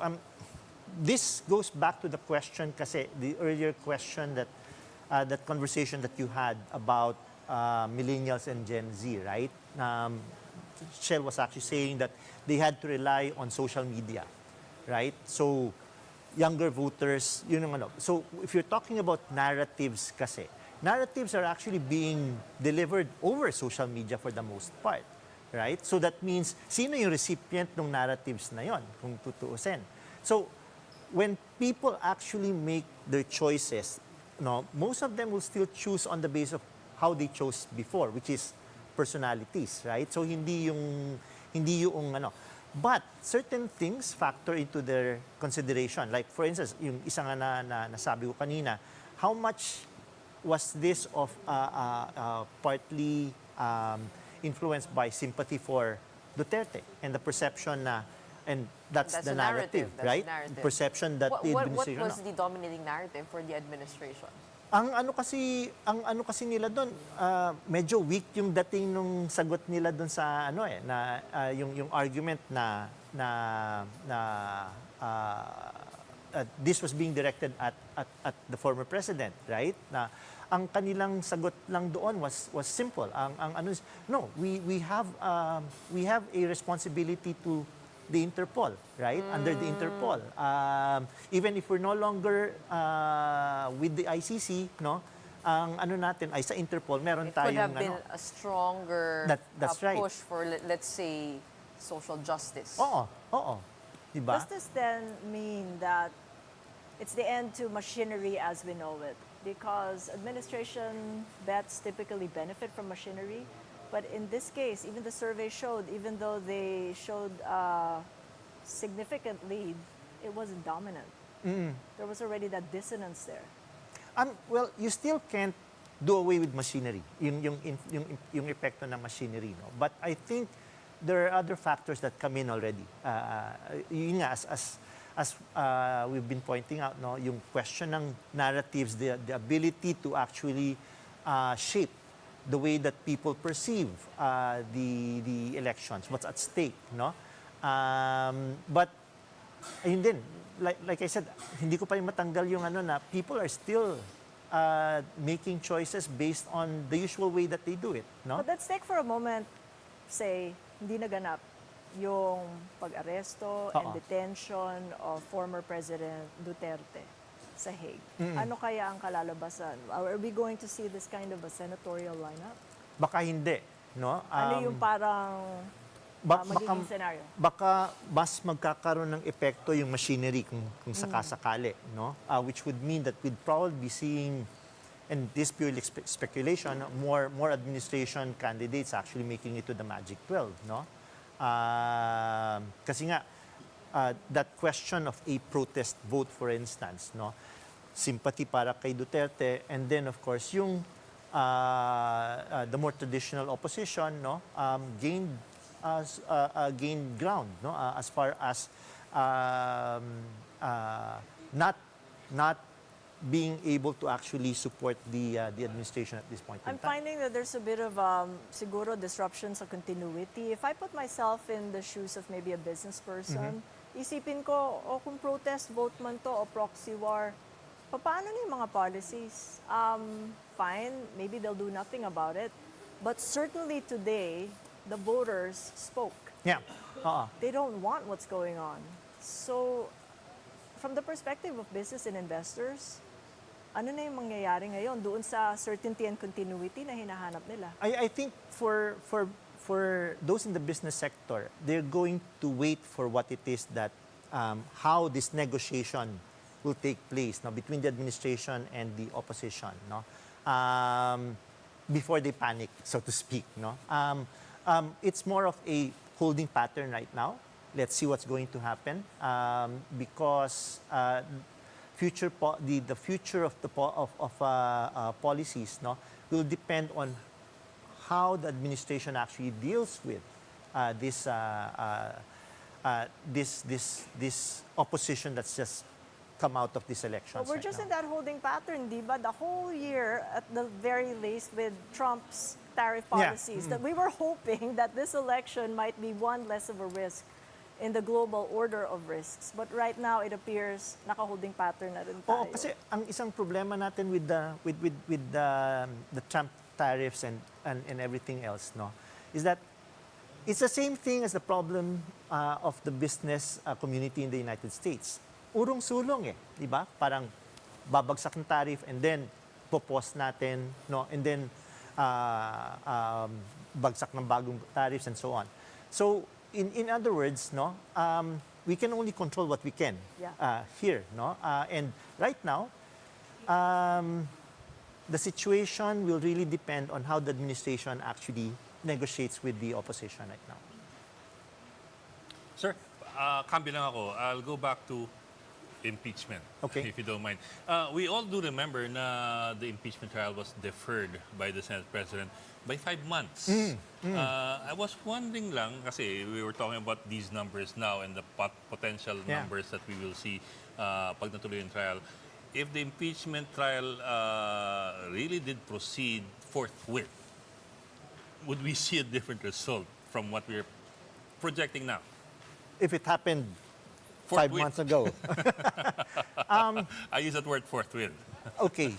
My answer to that would be I think there was a stronger chance of the vice president actually being impeached before than now. Or convicted, you mean? Convicted of the impeachment, no? Kasi hindi naman nagbago yung hindi Yeah. naman nagbago yung Yung timba. charges against her, the Yeah. case, no? But what has changed is sino ang mga magde-decide ngayon. Yung no? jury, kumbaga. Oo. So, right now, my sense is that she has a better chance of being acquitted. Parang dalawa na lang kailangan mong kumbinsin to get 9. If you include Mark Villar Yeah. in the numbers. Oo. Diba? And you have so many fence sitters. That's right. Okay, that gets And, more interesting. I know, and the takeaway word here is negotiation. Doon na tayo ngayon. Professor I Kraft, think that's what's going to happen I now. know. Maraming salamat po for joining us and for that insightful views that you've given. Professor Herman Kraft of the University of the Philippines, our political scientist from UP Diliman. Sa ating We'll pause for a digital. quick break. Don't go away. One News Bilang Pilipino 2025 special coverage. We'll be right back. Looks like a second. Bilang Pilipino. Bilang Pilipino.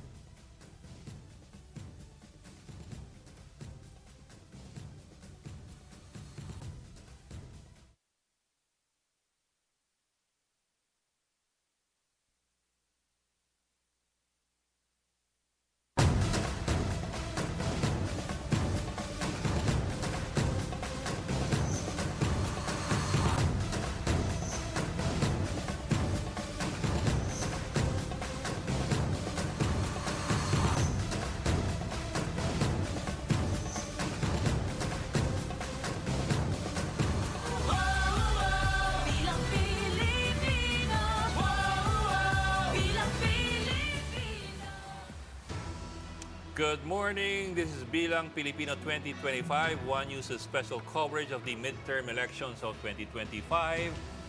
Let's head on over to Davao. The Dutertes dominate the local races in Davao City despite their patriarch's detention at the International Criminal Court. For the details, we have Bril Montalvo reporting to us live from Davao City. Bril, meron na bang na-proclaim na winners dyan?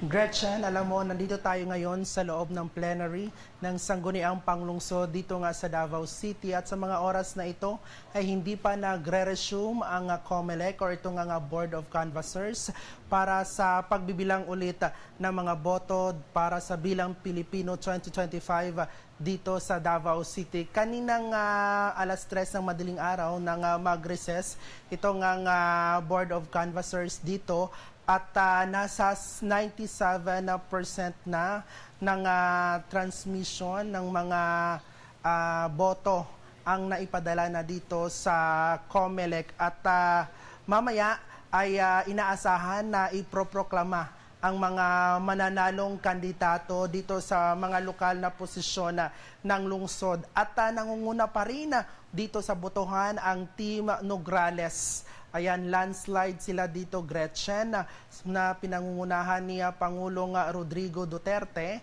kontra kay Carlo Nograles sa pagka-alkalde at sa pagka-vice-alkalde naman ay nangunguna.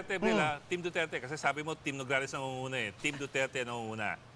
Good morning, Bril. Oo. Team Duterte. Sabi ko kasi Team Nograles Team Duterte rather. Oo, Medyo nawingwang kami dun pasensya eh. na lahat tayo, medyo puyat, Oo, pero sige, tuloy mo. Okay, go ahead. Sige. Tamang Tell us about the margin. Tama kayo dyan, Team Duterte ang nangunguna dito sa bilangan dito nga sa canvassing ng Commission on Election dito sa lungsod. At ang margin nga is ang Carlo Nograles is nasa 100,000 votes at si dating Pangulong Rodrigo Duterte naman ay nasa 600,000 votes sa pagka-alkalde. At nanguna din sa pagka-vice-alkalde itong ang siya Davao City Mayor Baste Duterte at sa kinatawan ng unang distrito ay nanguna din itong si re-electionist Congressman Pulong Duterte. Sa second district naman ay nanguna din itong isa pang Duterte na anak ni Pulong na si Omar Duterte at sa third district, kinatawan ng ikatlong distrito ng lungsod ay nanguna din itong kaalyado ng mga Duterte, itong si re-electionist Congressman Isidro Ungab. At sa mga councilors naman ay nangunguna din halos nakapasok itong mga kandidato ng hugpong sa taong lungsod na mga Duterte mula sa una, ikalawa at ikatlong distrito ng Davao City. Bok, Gretchen. Okay, so 97%, tama ba? Good as finished na, kumbaga. At ang laki ng margin eh. Yes, tama nga kayo dyan.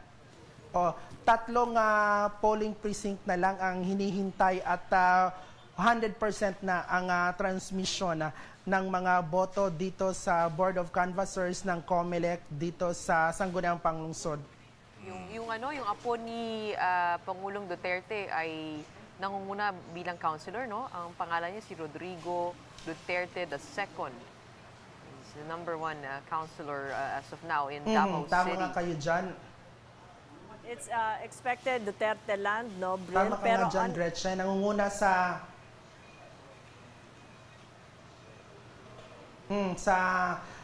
unang distrito for councilor. Ito nga anak din ni Congressman Polong na si Rigo Duterte.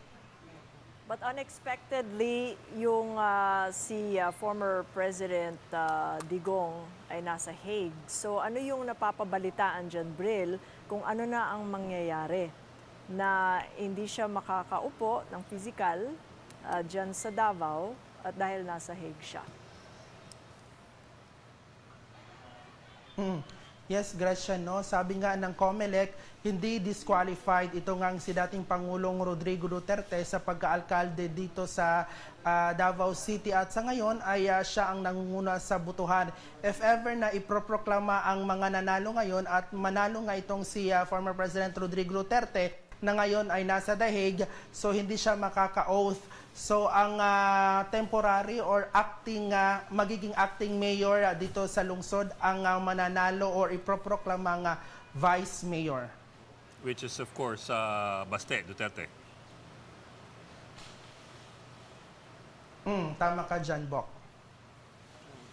Okay, mukhang Okay. dominating win for the Dutertes all across the different seats. Mamaya antayin natin ang kanilang proklamasyon. In the meantime, maraming salamat, Bril Montalvo, for joining us live from Davao City. Well, let's talk more about the political consequences of the choices that we've all made in the midterm elections. We've got political analyst Earl Pareño now with us here in the studio. Magandang umaga, Earl. Thank you so much for joining us. And very Morning, Earl. timely. Dahil we know that you did a biography, no, of the former president many years ago, but still very relevant to the discussion today and how you've come to know him. Knowing what he faces, it's governance from very far away, and his base is still very strong. How do you think his influence will come across to the supporters and to his opponents in this situation where even his daughter is imperiled by a potential impeachment trial by the end of July? Sa ngayon kasi ang communication facilities, yung communication system natin, maski saan ka sa mundo, talagang gumagana naman eh. So, kaya niya mag-remote control sa pag-manage ng Davao. So, I think it's not going to be a very big problem. Yung presence niya sa social media, kung mapapansin nyo, no, ay ginagawa ng mga supporters niya, ng team niya. So, kung may social media presence ka, kung may parang nako-communicate mo ano man yung gusto mo magawa effectively, maski hindi physical, I think mamimaintain niya yung support base niya sa Davao. So it'll probably be through a family member or his lawyer, those who can see him regularly, to disseminate decisions. Kasi bawal, yung correspondence talaga is limited to those, so family at yung legal. Yeah. Tapos walang social media doon, walang cellphone, it's just a computer, tapos yung mga kaso lang pumapasok doon. Yeah.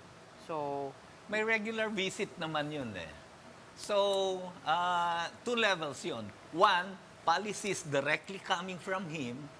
And two, policies crafted by his supporters in his name. Kumbaga, executive secretary siya, signing for the president. No? 4. So, sa tingin ko, mamimaintain niya yung... but realistically, who do you think will be the one driving or steering the wheel from here in the Philippines? Do you think si CPRRD talaga? O somebody has to take over? Is it gonna be the vice president? Ang pagkakakilala ko sa kanila kasi parang may mga parang general policies na rene-relay ang presidente. Bahala na yung mga supporters niya, bahala na ang anak niya, mga anak niya na mag-implement niyan. So ito yung reading nila, yun. Parang Actually, ano lang that's yun what I was thinking of asking you. Historically ba, is Rodrigo Duterte a manager or is he somebody who just gives Delegates. a general Delegates, vision of things Yes, and that's the then latter, leaves it to yes. an administrator to conduct the day-to-day? Right. Ang gumagawa talaga ng nitty-gritty ay yung administrator, yung Kasi for example, lawyers dati si niya, Ginevasto, di ba? yung mga campaigners niya, no, yung campaign team niya. At ngayon, I think Sara will, the VP will parang have more role sa pag-manage ng Davao. And also the top contenders na nakapasok, sina Bato and si Bongo. I mean, they're now at the top tier of the Magic 12. In the way that you've come to know them, and they've worked like maybe nearly 25 years, sabi nga ni Bongo of Bato, And it's a resounding message. Bring him home.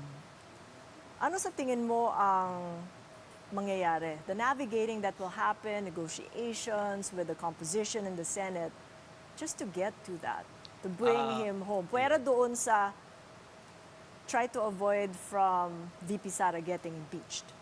Yeah. Si Bato, sa tingin ko, silent partner lang yun eh. Pero ang mas mag-play ng key role ngayon ay si Bongo. And I think i-exploit ni Senator Go yung closeness niya with the President para makuha niya yung support base ng Presidente. Kasi maraming tao na tinitignan na si Bongo, siya yung political heir apparent ng Presidente, Hindi po ng si VP former Sara. President. It's not VP Sara. Ang problem lang ni Bongo, apelyido niya Go, hindi Duterte. At si Sara yung may pangalang Duterte. Pero maraming tumitingin na ang mas may one heart, ito yung mga expression ng mga taga roon, ang one heart ni Digong ay si Bongo, not Sara. No? At makikita yun sa choice or sa decision ni Sara noong 2022 na nag-slide down siya against sa wishes ng tatay niya. So sa tingin ko, with the performance ni Bongo ngayon, number 1, 20 plus million votes. Yeah, 21. No? 21.5. 21 million. So, mag-aambisyon yun na magiging presidente. By 2028, wala siyang talo eh. Dahil pag hindi siya natalo maging siya, presidente, hirap siya 3 babalik years. lang naman So, siya eh. Another 3 But years. Earl, I also remember parang, was it 2022 na si Bongo nabalitaan na Maaaring napipisil tumakbo. ni dating Pangulong Duterte na tumakbo for president. Yes, at saka si Digong yung vice. Mm. At kino-confirm ng team niya yon na may ganyan sila. At yun yung naging away nila ng tatay at ng daughter. Yes. So, sa tingin maaaring ko may mahati. ambition pa rin si Bongo. So what happens in 2028? What if Sara pursues the presidency and Bongo's floating the idea in his head? Yan yung kailangan i-navigate ni Bongo. Dahil sa pagkakaalam ko, may initial na talks ang Tulfos with Bongo. No? In fact, gusto nila na si Ben ay talagang sumama para ma-broaden yung resource base nila. Yung political platform nila So nadiskaril na yun. I mean, kung hindi makapasok si Ben, Okay that lang sa plan is kanila over. yun. What do you mean, No. it, It still carries on. what do you mean Bongo has been having talks with the Tulfo? Sinong Tulfo ang kinakausap niya? Yung tatlo raw eh. In fact, may isa akong, hindi lang isa, isa sa party list, isa sa local, na in-approach ng, I don't know, hindi ko, in-approach Kahit kailan naman ng to? isang campaigner na i-push ang candidacy ni Ben Tulfo dahil alam nila na nabibitin. And who's going to be president? Is it Rafi or Bongo? Pag-uusapan pa nila yon, depende yon sa magiging sitwasyon as 2028 draws And near. that will That's a be potential- formidable opposition against Vice President Sara. Yeah, kaya kailangan i-monitor itong mga subtle manipulations, subtle play. And there is that Bongo other is opposition. Si Bongo is not in the camp right now. I mean, I know dati nang mayroon yang may friction yung dalawa eh. Pero I thought kasi na over the past few months or possibly over the past year, nagkaroon ng hindi meeting of minds eh, pero marriage of convenience of some sort. May tactical alliance sila with regard kay Duterte, ICC case. Pero wala silang tactical alliance sa 2028 elections. Kanino kaya kakampi si Digong? Kung sakasakali? O sa anak Yan, niya? O sa... mahirap talaga sabihin Sagutin niya. mo. Kailangan yan. The other Is opposition we is have, blood thicker than politics? Is blood thicker than pizza? Or thicker than pizza? the other opposition din po na bumulusok na hindi natin inasahan dahil wala sa surveys, yung dalawa na remnants na tinatawag from the Lenny Group. Ano na ang mangyayari ngayon? Knowing itong mga negotiations na nagaganap sa opposition, administration, paano naman itong third force, kung tawagin. Actually, 2 points ang gusto ko sabihin dyan. One, ang surveys, ang nakaka-capture lang yan ay market votes. Hindi nakaka-capture dyan, hindi na kukonsider dyan ang command votes. Command votes. Ang itong mga comebacking senators, Kiko at saka si Bam, may mga utang na loob sa kanila yung ibang mga politiko na may vote base. No? May command vote. What's the difference between the market and command? Sorry. Yung mga market votes kasi, ito yung mga voters na mas kinukonsider yung messaging, yung mga kamay-kamay nila, etc. Etong command votes, ito yung Galing sa taas. Machinery? Driven. machinery. Sample ballot ito ni Congressman so and so. Ito yung susundin. Congressman or governor, etc. Ito yung susundin. Malaking bahagi yan. Hindi yan nako-consider sa survey. Kaya, I don't know, you can talk sa mga campaigns nila, pero ito for sure, nagtawag ito ng mga colleagues nila dati. Bam Aquino was endorsed by the INC. By the INC, pero I think he was also endorsed by some of his colleagues, some of the governors, some of the nagkautang ng loob sa kanila. Dahil ang kagawian kasi diyan, pag nasa Senate ka, may funds ka for local projects Governor, may 15 million ka dito. Kunin mo to. Wala yang walang kapalit yan So anong project mo?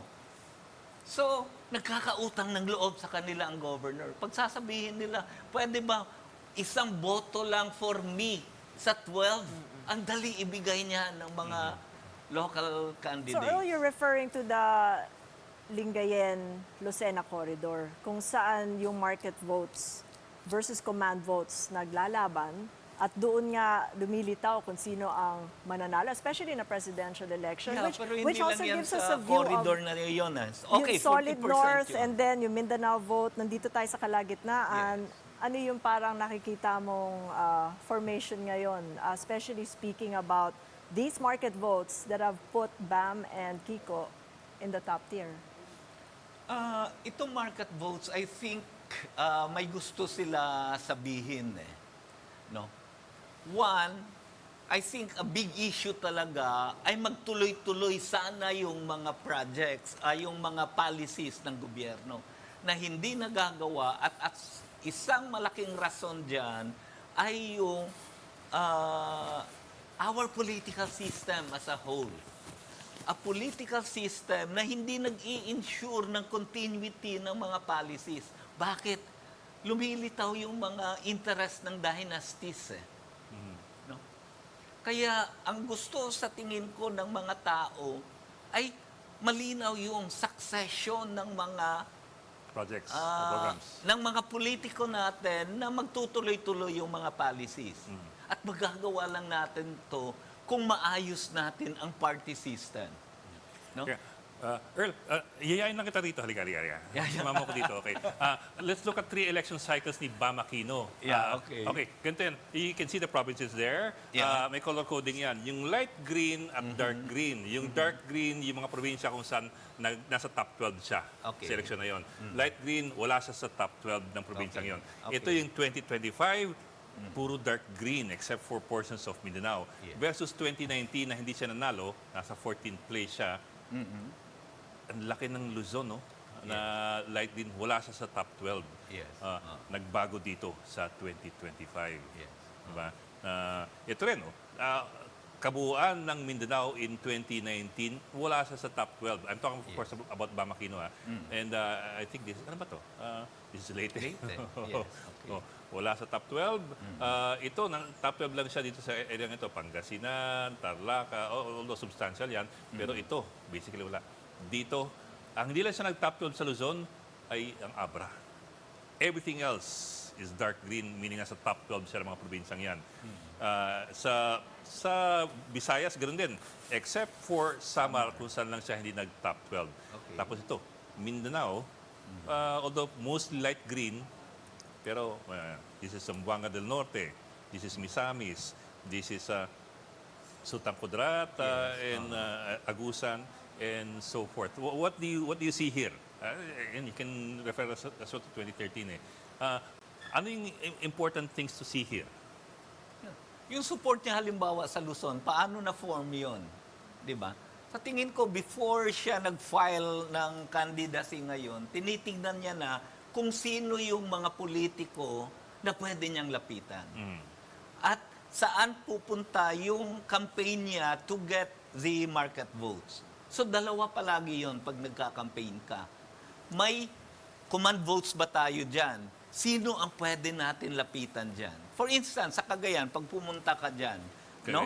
The Mambas are supporting him. Oh yeah, Diba? Former LP si Pamba, di ba? Yes. At saka kay Kiko, the Mambas are supporting Kiko and Bam. No? Kaya, eto dati, wala. Ngayon, Dark green. dark Nakuha green. na. Ganon din yung pababa. Sino ang tinawagan niya? Sila lang yung makakasagot. And I think marami siyang tinawagan. Pati dito. Maniningil ka sa MILF, MNLF. Di ba?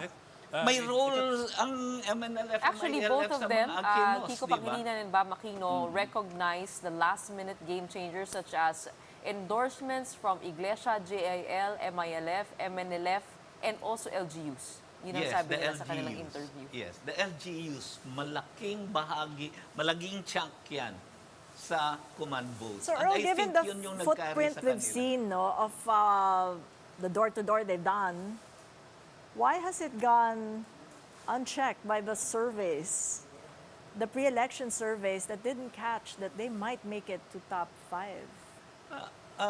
Two things. One, moving target talaga yung surveys, di ba? Okay. Pero moving target yun. Secondly, doon sa market votes. No? Nagbabago-bago. Sinasabi nilang, bakit ganun yung messaging ng mga nasa left of center? No? Bakit ganun yung messaging? Sa tingin ko, may mga segments sila ng market votes na inaay. Ito yung mga middle class, no? Mga BC plus, no? Upper C. Ganun. Ang command votes naman, ang tinatarget nila ay sa mga LGUs. Hindi mo kailangan talaga magkamay-kamay doon. Ililiwan mo hindi sa baba, sa taas. Bibigyan ka lang ng ano yan ng kodigo. Sample balot. Sample ballot, ito yon at susundin nila yon. So ano ang hinaing ng mga tao kung nagsalita sila ngayon, lumusong na lang sila, hindi naman natin inaasahan. Sabi mo kanina, they want continuity of policies, party list. But is that really a gut issue? At hindi yung pang-araw-araw, I mean, pinag-usapan natin with Professor Kraft na talagang it's still inflation. Issue sa kanila yon, pero karamihan ng mga voters sa command votes ay tinitignan, nagtitiwala doon sa mga local leaders nila. Pag ang local leaders nila ay sinasabing, proprotektahan ko kayo, bibigyan ko kayo ng mga ayuda or whatever, pero para makaano lang kayo or jobs, no? Sumusunod sila. So yung market votes, hindi mo nakaka-capture yun ng surveys dahil, halimbawa, pag nag-survey ka, hindi mo naman sinasabing iglesia ka ba? Are you part of that? Or pag sinabi ba ni Mayor na ito yung ibuboto mo, Hindi naman buboto ka, aamin. wala namang Wala ganyan aamin. question. Oh. Saka Yes, yung, hindi yung yun command na vote is geographical not all of them, of course, kasi may religious command vote pero most of the command votes I suppose are geographical. So kung nagsasampling ka lang all over the country at yung isang lugar geographical ang boto, Yes. you get the whole block na hindi mo Yes. reflect sa survey. Yes, nami-miss out mo yun sa survey. Kaya I don't know, kailangan pag-isip ang mga survey firms paano mo mawi-weight yung command votes. Tatanungin mo ba yung religious affiliation niya or yung political niya? Mabusisi na yan, ha? Oo, mahirap yun, di ba? Data Pero may privacy. weight dapat Pero yun. it is a source of concern nga, no? Just seeing the solid north, it's all dark green. This is quite, Yeah, except for Abra lang, a color scheme that we hadn't seen for so long because it's really been the solid north. Yun yung talagang phrase, no? If you were to rephrase it, ano na ang bagong tawag ngayon? Sa yun na yan. Actually, matagal-tagal na rin na wala ang solid north eh. No? Sa tingin ko, 3 cycles na yun, wala naman talagang solid north kung titignan mo yung sa boto. No? Nandoon pa rin talaga yun sa local officials na nag-hold dyan. So, individual dynasties na yun. No? The Singson sa Individual Ilocos Sur, dynasties. nandoon Pero pa rin. ang Mindanao, solid south. No, there's no such thing as solid south. Not even a Mindanao Sa ngayon, vote. nagkukawali sila, nag-a-adhere sila sa image ni Digong. Pero issue lang yun ni Digong. No? Pero kung boboto ka, wala silang, depende yun sa mga parang political, political Dynamics, forces. oo. So Diyan nagkakaroon na ng sariling isip ang ating mga botante, hindi na sila naayon o nababox sa command vote? Malaki ang market votes, pero malaki rin ang solid votes, ang command votes, na nakokontrol ng iba't ibang politiko. Again, very diverse tong iba't ibang politiko. No, from north to south.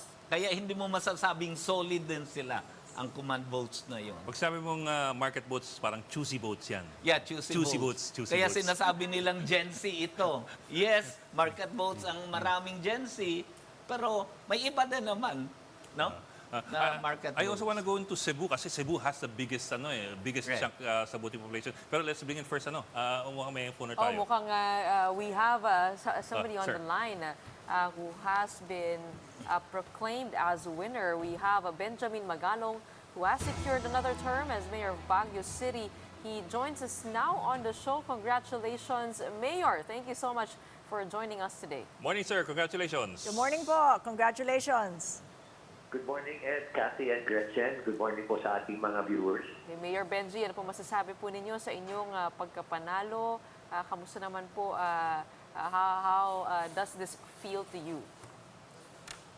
Well, alam mo, this is probably the most difficult fight that I've ever experienced. Something that I've never experienced during my first and second term run. Dahil dito talagang well-funded, orchestrated, deliberate, systematic ang character demolition. Never expected yun that it started last year pa pala.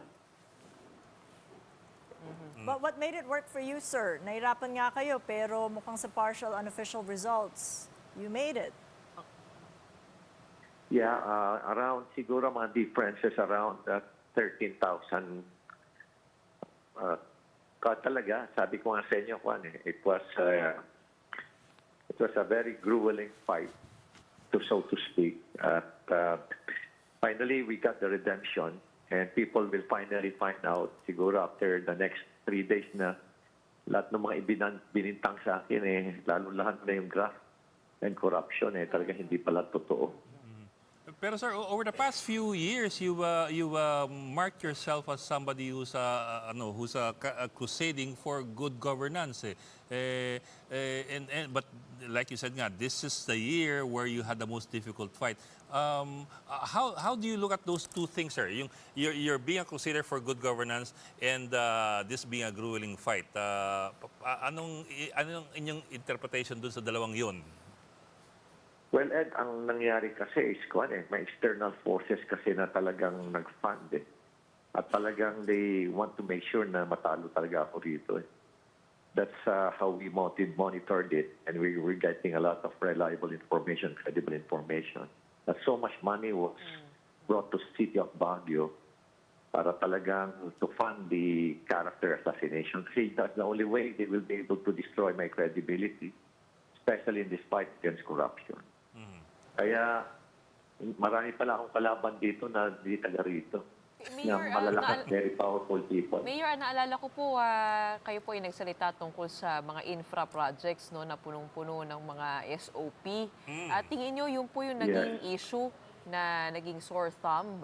Kaya po naging ganito po yung kampanya, kayo po ay niyurakan.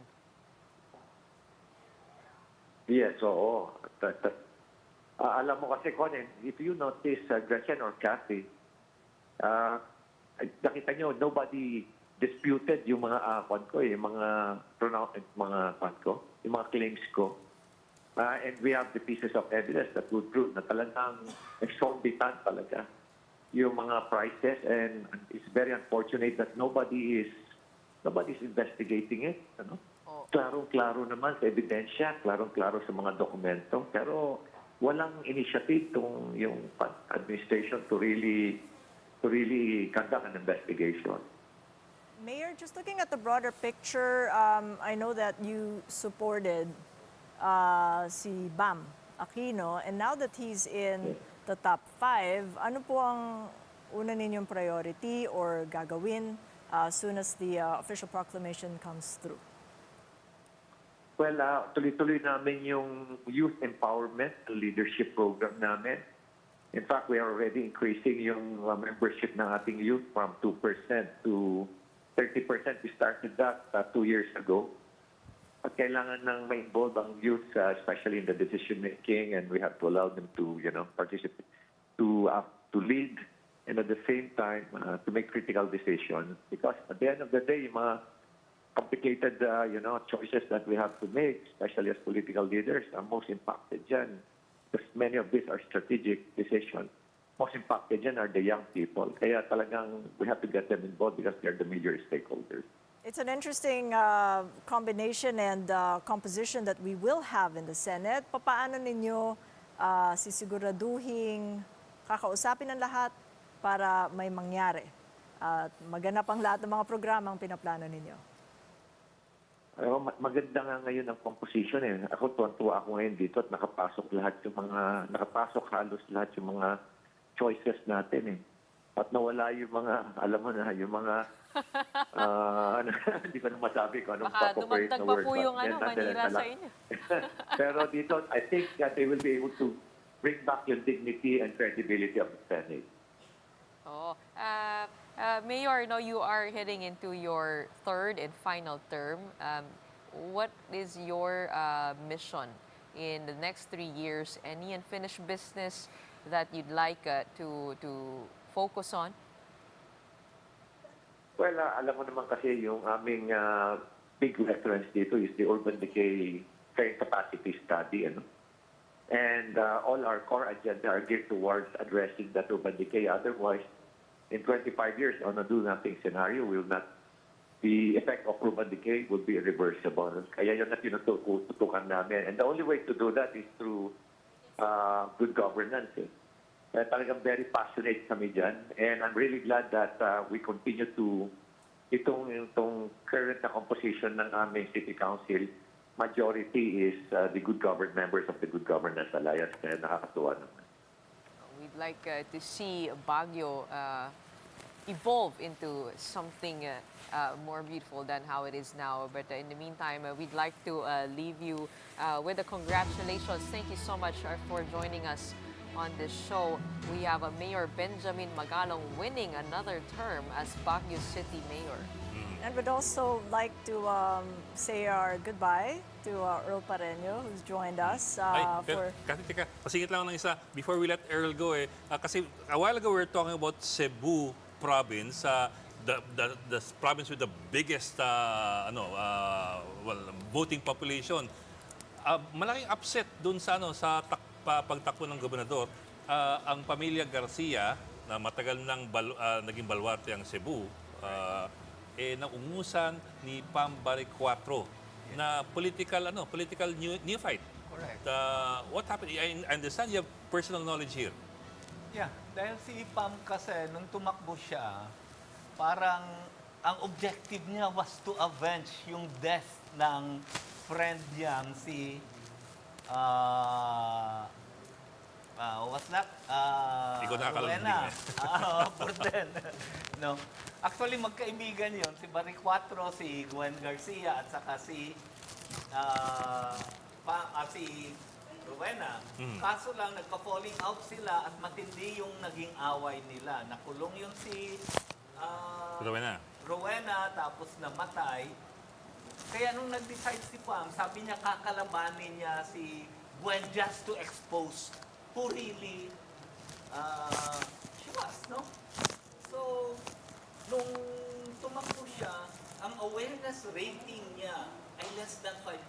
This was before the arrest of Duterte. Nag-file siya ng Okay. candidacy noong October. Hindi yun umangat.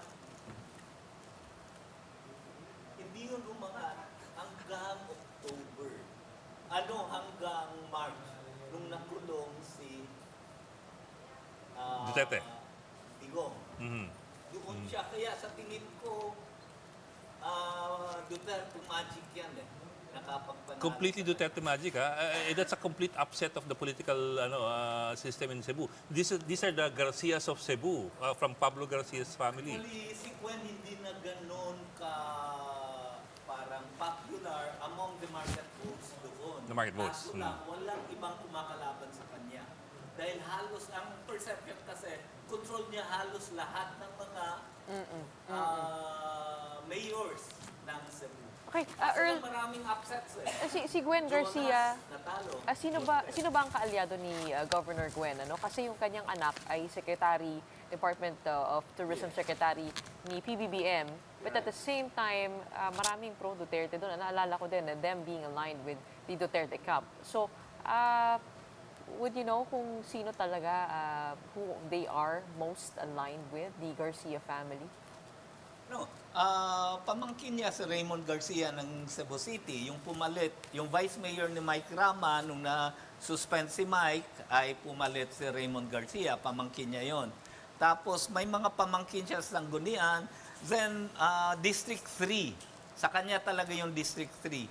Pero surprisingly, maski ang Toledo City, si Joy Pecson, hindi ko alam yung married name ni Joy Pecson, nanalo pa rin. Pero panalo doon sa Toledo, si Barry Cuatro. So, kailangan, interesting actually yung nangyari. Super sa interesting. Cebu. Do I hear a second book coming?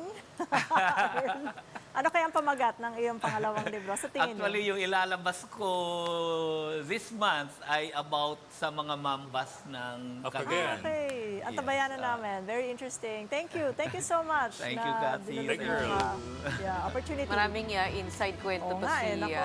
Earl Pareño. Mga haka-haka, mamaya magiging totoo na talaga. Thank you so much. Political analyst Earl Pareño joining us here on Bilang Pilipino. Well, we know that the politicians usually target vote-rich areas to secure enough support. But how do we kind of figure that out?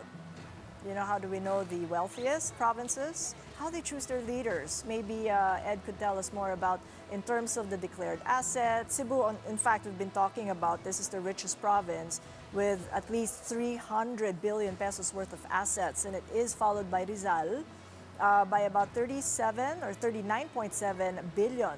Camarines Sur with 33.4 billion.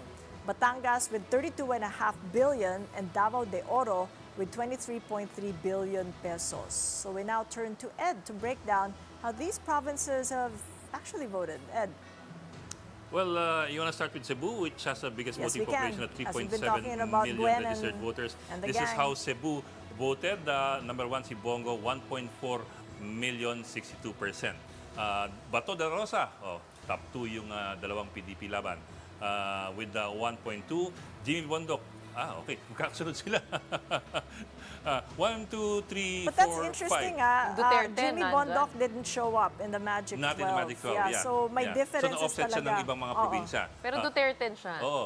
But as far as Cebu is concerned, pasok yung lima, except lang si hindi lang pumasok si Amy Marcos, who is affiliated or nakahilera doon sa Pro Duterte. Bongo de Rosa, Jimmy Bondok, Marcoleta, and Camille Villa. Sila ang nasa top. Diba? Sumunod lang si Bam Aquino, who's number 2 nationwide at 703 or 30%. Pati si Ipe, mahabol dito sa taas. Raul Lambino, JB Hinlo, these are all in the Duterte 10. Duterte slate, yes. So, i-correlate mo siya doon sa local Pero run kung saan si nakapuslit naman si Baricuatro. Bam Aquino, ano? It nakapuslit seems siya. that in the areas that voted Duterte, biglang nakakapuslit si Bam Aquino. So I Actually- wonder what he did. Gusto mo tingnan mo yung Allowed him to do kung that. tingnan mo yung regional ang pinakamalaki mong rehiyon in terms of voting population is region 4A. Where is 4A? There's 4A. Bam Aquino takes Region 4A, followed by Bongo Kiko Pangilinan. So itong dalawa to na liberal opposition, if you might call it that, mataas sila sa I Region wonder 4A. how if he That's already tapped 13% of the into votes. the Aquino machinery for this election. I wonder if that played a huge part into getting the but that LGUs also- to. I don't know if you still command. have an Aquino machinery in that sense kasi nag-shift na ng medyo kumambyo na from the Aquinos to the Robredos. Even then, that's not even very clear anymore. You might just say the Pinklawans. That's a better way of putting it. Kasi the Aquinos are no No, longer but because the I'm political wondering, family. dito sa Cebu, bakit si Kiko ay hindi nakapasok, pero si Bam ay nakapuslit? Okay, what's Cebu is in Region 7, if I recall correctly. Can you do a quick Google there? I think it's Region 7. Bongo is topping Region 7, followed by Bato. Again, you can see the Duterte effect here. Bongo, Bato de la Rosa, Jimmy Bondoc, Rodante Marcoleta, Camille Villar, pati si Ipe. Naungusan niya si Bam Aquino. That's correct. Ano yan? Region 7 is Cebu. Yeah. So, there. Okay. So there are indeed more questions and answers. The next question we're going to tackle is, do the results of the Philippine midterms point to growing support for centrist and independent candidates? And what might this mean for the country's political landscape? To help break this down, we're joined by the Managing Director of Global Advisory Firm Teneo, Bob Herrera Lim. Thank you so much for joining us. Magandang umaga, Bob. Hey, good morning, Kathy. Okay, so I'm coming up to knowing more words here by the end of this session. We've got centrist, independent, third force. Ano-ano na nga ba? And the compositions. What kind of an assessment have you made in the last 12 hours with how the senatorial lineup is coming up to? Yeah, so I think the most important thing that we saw, right, was the surprise performance of Bam, Kiko, to a certain extent, Marcoleta, and the decline of several candidates that you associate with the administration. Pacquiao, I think Bong Revilla, and the like. So it's almost like when we came into and we were looking at the surveys, there was a sense that there would be like 8 or 9 administration candidates. Now it looks like, if you consider Camille Villar and Aimee as nominally only the administration, but in reality having had to play both sides of the fence to win, you are looking at something like 5 to 6 administration candidates, which is not a good outcome for the administration. So I think the sense is whatever the administration is trying to push, whether it is the impeachment of Sara or its own legislative programs, it has to reconsider its political strategy, because this political strategy did not pay off during the midterms. Not a good outcome, but I'm seeing held hostage are those who would rather have something that is consistent and continuous. The business, the finance, the investors. What then for them? We've had Professor Kraft here in the earlier hours say it's going to be another holding pattern, much like what we've seen with Trump's tariffs since the start of the year. Yes, because even though we put labels centrist, moderate, Duterte, Marcos, most politics is still personal, right?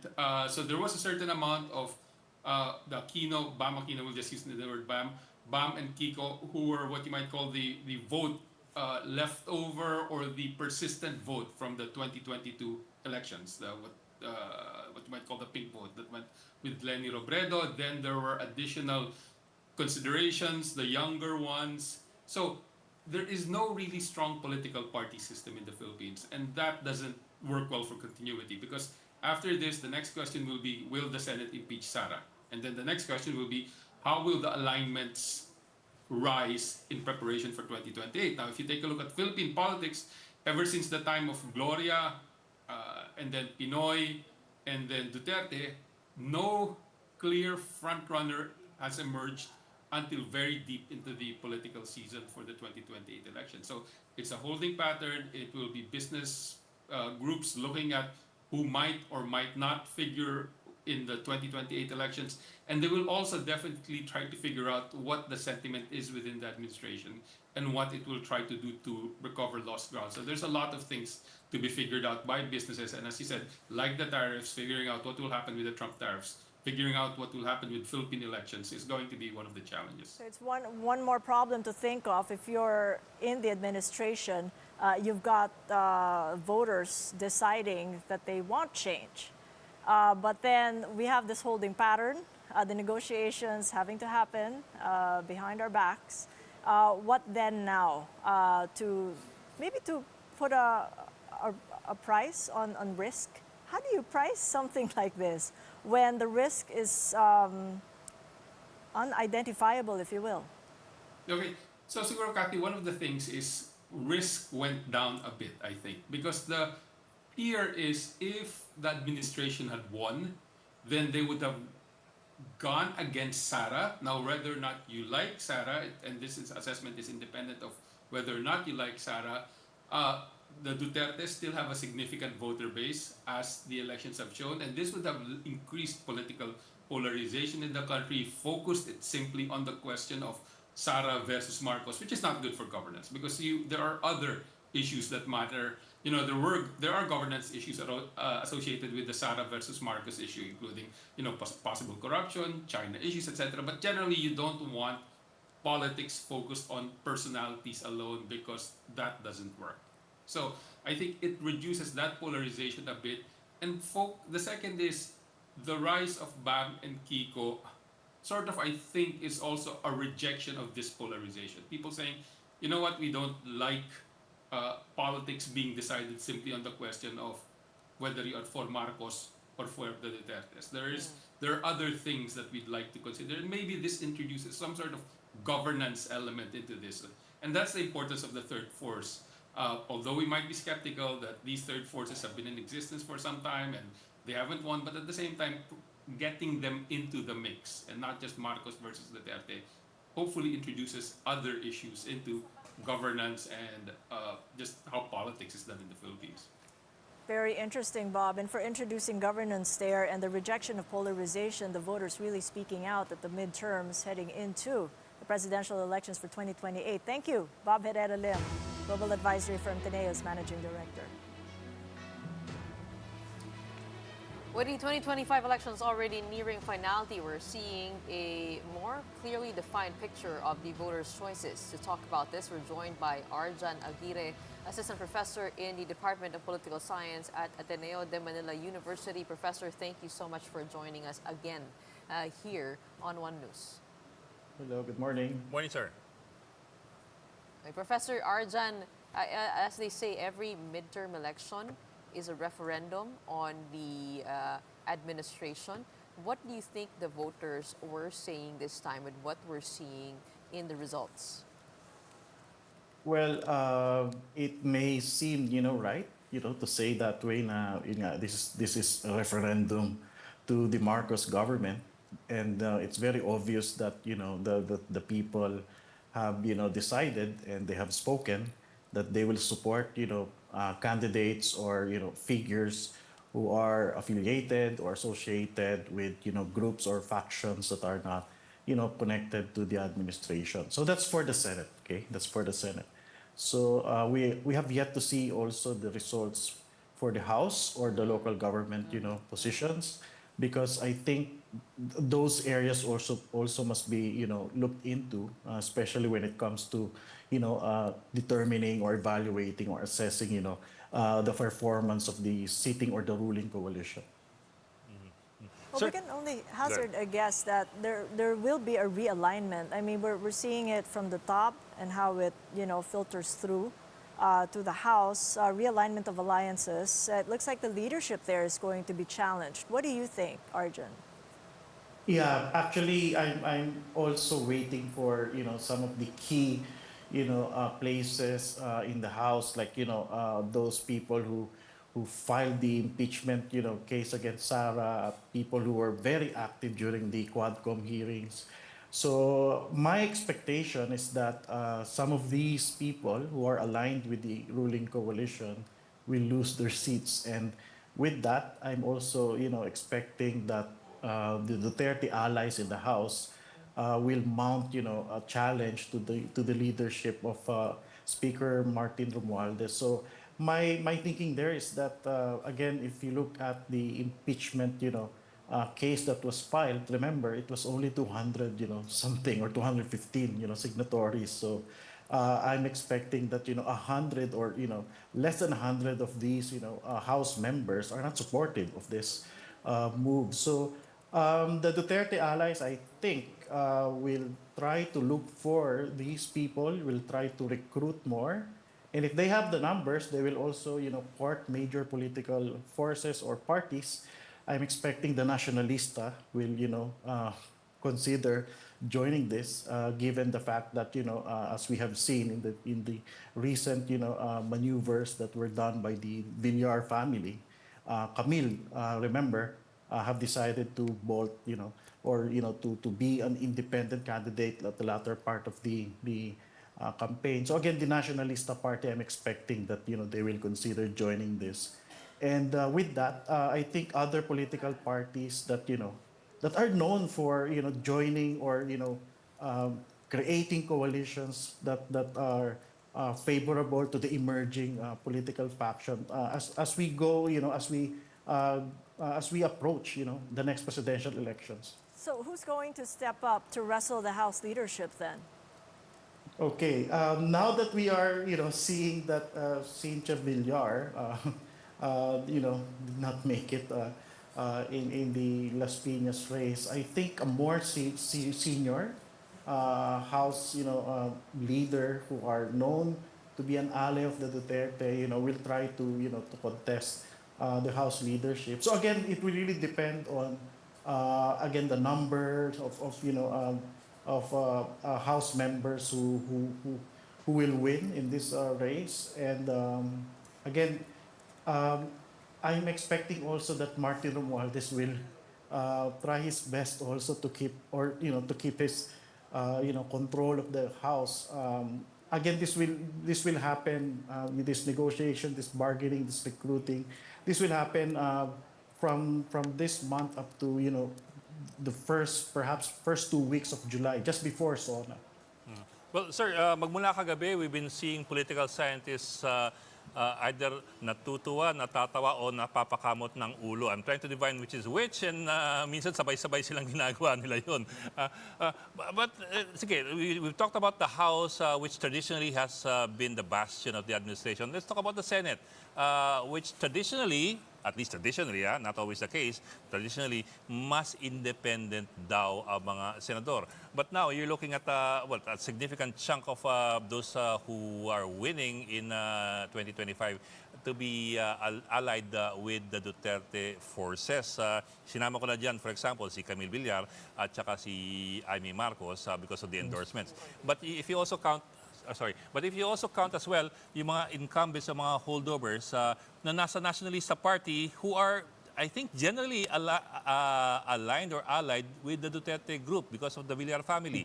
You're looking at the Caetanos, si Pia Pasok, si Alan Peter, nandun, di ba? So it's a big chunk that could possibly swing the affiliations to, in other words, are we seeing an opposition Senate?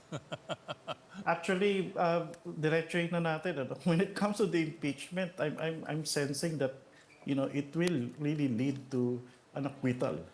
Even before the midterm elections, I have already, seen this, tendency among the outgoing and even, the incumbent senators. They're not really for, the conviction of Sara Duterte. So with this new set of senators, we can expect that the Duterte allies will be bigger in size in the Senate. But as regards their loyalty, again, I'm also entertaining the idea that the Senate is a different institution. I mean, you have there 24 princes or princesses. Kingdoms. Yeah. I mean, they have their own ways of looking at the national politics, and again, we are also I mean, we are also expecting that some of these popular senators who won in the past elections would really try to think of running for the presidency or vice presidency in 2020. Yeah. Professor, particular... could you help us dito to figure out, no? Kasi meron kaming... May matrix si may Gretchen matrix dito. kami dito eh. Kung sino kaya I don't know if you maaaring can see it, kumampi sa let's, administration when it comes to the impeachment, and who are the possible swing senators? Would you like to, Okay. So first of all, let's identify those people who have already said, who have already made known of their stand regarding the impeachment trial. Na sinabi nga nila they are not for it. They're not supportive of the move. Yan yung sila si Senate President Chis Escudero, Okay. sila former Senate Teka, sir, President sir, Zubiri. idadrag lang natin. We'll drag the names. Para klaro, itong nakalagay na admin, this is for impeachment. Itong Yeah. anti-admin, So si Chis this is Escudero, saan siya anti-impeachment. pupunta? Again, nagsalita na siya before. He's not for the conviction So, of dito. sa anti-admin po siya. Yeah, include their former Senate President Zubiri. Teka. Ikaw na nga. Sorry po, medyo magulo yung kausap nating isa dito. Okay, ulitin natin. Okay, si Chis Escudero, ilalagay po natin dito sa anti-impeachment. Are you sure? Oops. Even if he's Senate President and he said na he wants this to be a fair trial, May caveat ako mamaya Gretchen sige. Kasi, Susundin mo na namin ang tingin mo sa ngayon. yeah. Okay. Okay. Susunod. Si Jinggoy, yes. Sinabi niya na hindi siya supportive sa anti-impeachment. O sige, drag natin Yeah, sa anti... medyo makulit siya. Napapagod na yung sir, hindi po aming kayo. screen, Itong to. Okay. Sige, next. Si Alan Peter. Yeah, I think hindi siya mag-impeachment So, Okay. marami po ang hindi supportive sa impeachment. Sir, kasi, di ba, if we have already 5 potentially anti-impeachment winners, Siyempre kasama na dito isama mo si Bongo. Robin Hood Padilla ng PDP Laban. Nakuha na nila po yung 9. Oo, 9 ang kailangan mo para ma-acquit Ma-acquit, yes. Ito na yung sige, mga drag mo na po. Sige, obvious natin, Siyempre si Ibigay mo Ivy yung pangalan Marcos. siguro lang. Yeah. Yes, Ivy Marcos Ivy. sa anti-impeachment. Okay. Camille Villar. Yes, The Villars. mag-anti po yan. Okay. Yeah, the Anti-admin. Villars. Wait. Kaya nga po Sige lang. very crucial yung midterm elections kasi kung nag-perform na maganda yung admin, mukhang may laban sila. Sir, si Pia Cayetano po, again, NP. Mukhang admin, anti-admin. Anti-impeachment. Sa impeachment Okay. Okay. Sige, tuloy mo lang. Halika na. Yan. 1, 2, 3, 4, 5, 6, 7, 8, siyam na Irwin Tulfo. Yeah. Irwin Tulfo. Mukhang po yan, magpo-pro po siya. Impeachment. Pro-admin. Okay. Lalo Pro-impeachment. na dahil Okay. paligid si Rafi. Oo. Sige. Ito, si Robin Hood Padilla, ilagay natin sa anti-impeachment. So, 10 na sila dito. Sa Yes. You've reached the already. Yep. You've reached the cutoff na. Villanueva, anti-admin din po yan Kumbaga anti-impeachment Joel. siya. Joel Si Villanueva, Gatchalian. Teka. Yan po yung ang basis natin dyan, yung kanilang mga previous statements. Okay. JBS ito also. Teka. Mahina ka ba natin? Okay. We're way past sino the kakampi sa admin? We are way past the cutoff. Oo. Okay. Tsaga lang. Okay. Ang pwede po nating ma-identify na for the impeachment, si Risa Ontiveros, Yeah. very supportive siya doon sa move ng kanyang political party na Akbayan. How about Rafi Tulfo? Pwede rin po na masabi natin na supportive siya sa impeachment. Mark Villar, malamang anti? Anti NP. po yan. Anti. Anti. 13 na ngayon yung anti-impeachment. Yes. How about Tito Soto in Ping Lacson? Again, we can say that pwede po sila mag-swing. Okay, both of them. Yes. swing. And Lito then, Lapid, based sa kanyang statement in the past, magpo-pro impeachment because of his affiliation with the admin. Kiko and Bam? Again, knowing that they belong to the independent bloc or opposition, and they will support Risa Okay. for So let's pwedeng put them sabihin dito natin sa na- pro-impeachment. Yeah. Now, Tatlo na natitira. You're looking at Win Gatchalian. Zubiri already said that he will not support. Okay, Zubiri. Yeah. And also Gatchalian. I remember he made a statement in the past about this. Okay, one last person. Si Legarda pwede siya mag-swing. Swing. Yan yung mga undecided or very ambivalent yung kanilang stand. So ano po yung caveat ko? Okay, kasi may binanggit ako kay Gretchen kanina na caveat. kay na Senate President ito yung, Cheese. yes, actually para po sa mga tinatawag nating significant or influential figures sa Senate, ito po yung mga naging Senate President or merong mga blocks silang hinahawakan eh. So, di ba may mga seatmate blocks or yung May six macho bomb? block, merong mga Yeah, ganun yeah, eh. yeah. Oo. So, pwede po kasing i-offer sa kanila yung vice presidential position. So, should they support the impeachment, pwede sa kanila i-offer. Tapos yung Senate President, pwede rin ibigay yun sa isa pa nilang kaalyado. So, yun yung nakikita ko magiging way na makapag-pull ng numbers. So, For Prof, So yan, Cheese sila to Cheese go to that. Escudero, yeah. So But- sila Cheese Escudero, pwede po yung maligawan. Sila Zubiri, pwede rin po maligawan. Si Tito Sen, pwede So, rin po lilipat siya na namin maligawan. si Sa Senator swing, lagyan Cheese. sa swing. Sa swing, yeah. Yeah. Yan po yung mga pwedeng maligawan for, Okay. you know, So, parang... 1, 2, 3, Still 4, 12, overwhelming. 13. 13 so far, sir. Yung Yeah, that's anti. why... 1, 2, 3, 4, 5, 6, Yeah, Ang that's kailangan mo why... lang 9. with this midterm election, mukhang tumaas yung probability na ma-acquit. So, Bok, Ang ito VP 11 to, no? If you Duterte. total the swing and the admin, if you add them all Kahit up isama mo together, sila sa 11 pro, yan versus 13. Panalo pa rin ng anti. Now, there's a chance naman na magbago ang ihip ng hangin. Depende po kasi yan sa magiging performance din ng ating impeachment trial, you know, mga lawyers or yung mga congressman natin na magre-represent, di ba?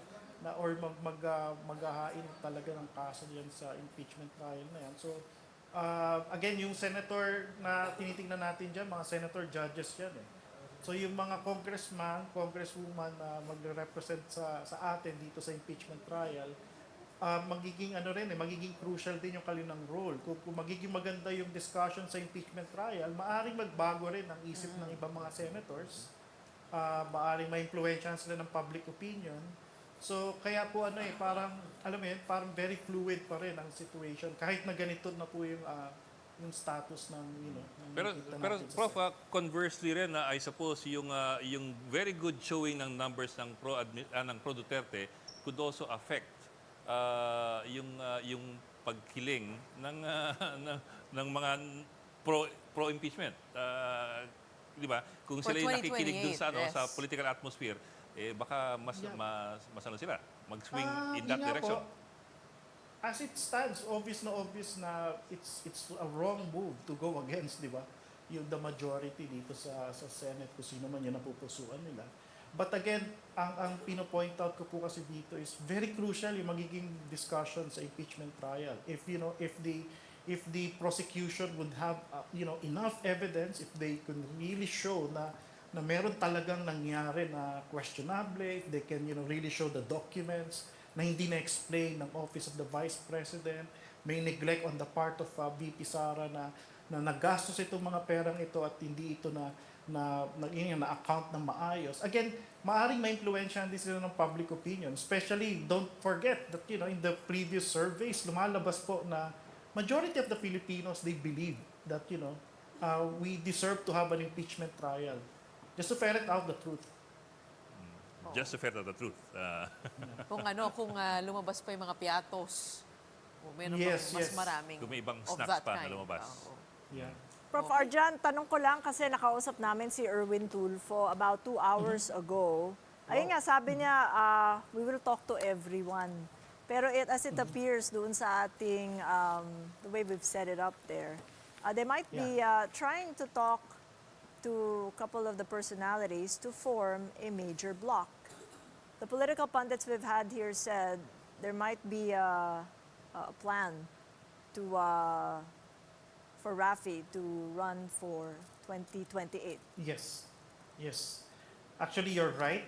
Given that he topped the previous election, tapos now si Irwin nag-perform naman siya ng maayos. In fact, I even had a joke before na maaaring mag-tulfo-tulfo sa 2028. And that, with this, yung nga performance na nagawa ulit ng isa pang tulfo, I'm expecting that they will try to negotiate din for them to form a new bloc siguro. And depende po kasi kung paano nila ma-organize yung kanilang mga colleagues sa Senate. Given nga yung seatmate blocks, nabawasan sila. So, maaaring magre-recruit ulit sila para magkaroon ng sarili nilang grupo sila sa Senate. Paano ulit yung ligaw? Yung na-mention mo si Escudero, Zubiri, occupying a VP slot. I'm expecting that that the admin side will offer the vice presidential position because once Sara is convicted, again magiging vacant po kasi yung vice presidential position at pwede pong mag-appoint ng senator or ng congressman.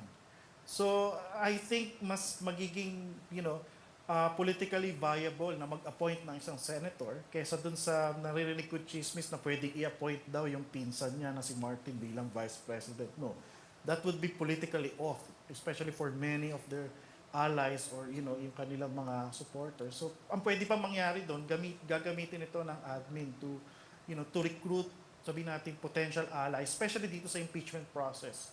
So again, they will offer this vice presidential position to influential senators who can, influence other senators to give their votes dito sa impeachment, process na ito for conviction. So again, ang nakita ko dyan, sila Senator Cheese being one of the senior senators, pwede rin po si Senator, Zubiri, na yun nga, marami rin siyang friends dito, sila Loren Legarda, again, sila Joel Villanueva, Gatchalian, yun yung mga kasama ni Senator Zubiri. And don't forget, kapapasok pa lang po, returnee po si SP, former Senate President Tito Soto, so maaring maligawan din po siya. So again, kapag tinanggap nila itong offer na ito, again, yung Senate President naman, pwede nila ibigay doon sa kasama rin nila or doon sa kaalyado nila. So again, that's already 2 votes. So kung magkakaroon ka ng additional 2 votes, expect pag nagpalit ka ng Senate leadership, mapapalitan din yung iba't ibang mga heads ng mga committees. So mga powerful committees, yun yung mga gustong-gusto ng mga ibang senators. All right, thank you so much for helping us dissect that as a preview to what is about to happen in the House of Representatives. Maraming salamat. Marami pa tayong aabangan at makikita sa mga galawan na yan. But in the meantime, maraming salamat. Arjun Aguirre, Assistant Professor in the Department of Political Science at my favorite university, Ateneo de Manila University. And before we go, let's check the latest partial and unofficial results of the 2025 Senatorial race. At we're looking pa rin at 80% data transmission ang lumalabas sa ating... Are we putting it on the board or hindi na? Ayan, there we go. I don't think there's been any change in the ranking. Yeah, it's still the same, I think. Just the numbers getting updated. So number 1 pa rin si Bongo with 21.7. Number 2 si Bamakino at 16.7. Number 3 si De La Rosa at 16.6. Irwin Tulfo, number 4, 13.7. Kiko Pangilinan, 12.2. Marcoleta at 12.2. Ping Lacson, number 7, 12.1. Tito Soto, 11.9. Pia Cayetano, 11.6. At ito magkakadikit sa 10, 11, 12. Si Camille Villar at 10.9. Lito Lapid, 10.7. Amy Marcos at 10.6. Yung pagitan ni Amy Marcos at Ben Tulfo has remained consistent at about 1 million votes. So medyo mahirap maabot. It's really stayed at 80%. I mean, we came on board at 6. Hindi siya gumalaw. Sa 80 pa rin. And sinimulan, kasi natulog yung mga tao Sinimulan din natin itong programa with concerns of the transmission from the automatic counting machines. So COMELEC has to come out and resolve these allegations because the last thing we need is the lack of transparency, the opaqueness, and in general, really governance issues surrounding an electoral process that is so consequential. And sabi nga ni Earl, the most consequential since 1986. And nakita nga natin kung bakit. Because this all rolls up to 2028 and the candidates na haharap. And also the market votes that we saw, the young people have spoken, the millennials, the Gen Z. That really changed the dynamics, if you will, and just learning about binuwag na nga niya ni Earl yung solid north, solid south, Pero yung corridor ata na natili, no, lumaki pa. Kaya naiba yung mga kulay. People are just starting to dissect what has happened in the 2025 midterm elections. Definitely some surprises coming in and telling us a lot of things about how this will change elections from here on after 2025 and what matters to Filipino voters. Right, Ed? Yeah. And important din, if I may, no? Kasi ang markets magsisimula ulit.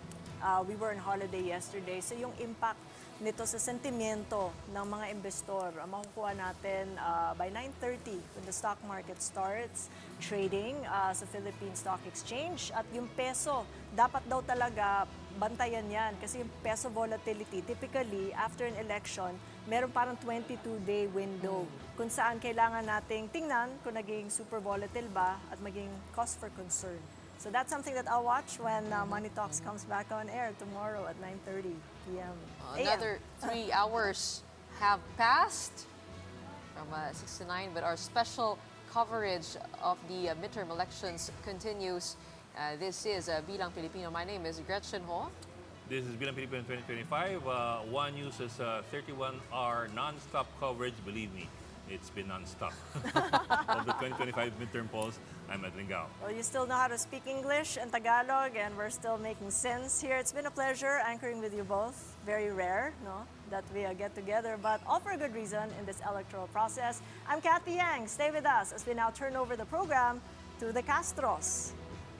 Angela, and Diego, as well as Pauline Versosa. We are One News, all sides, all the time. May mga hieroglyphs.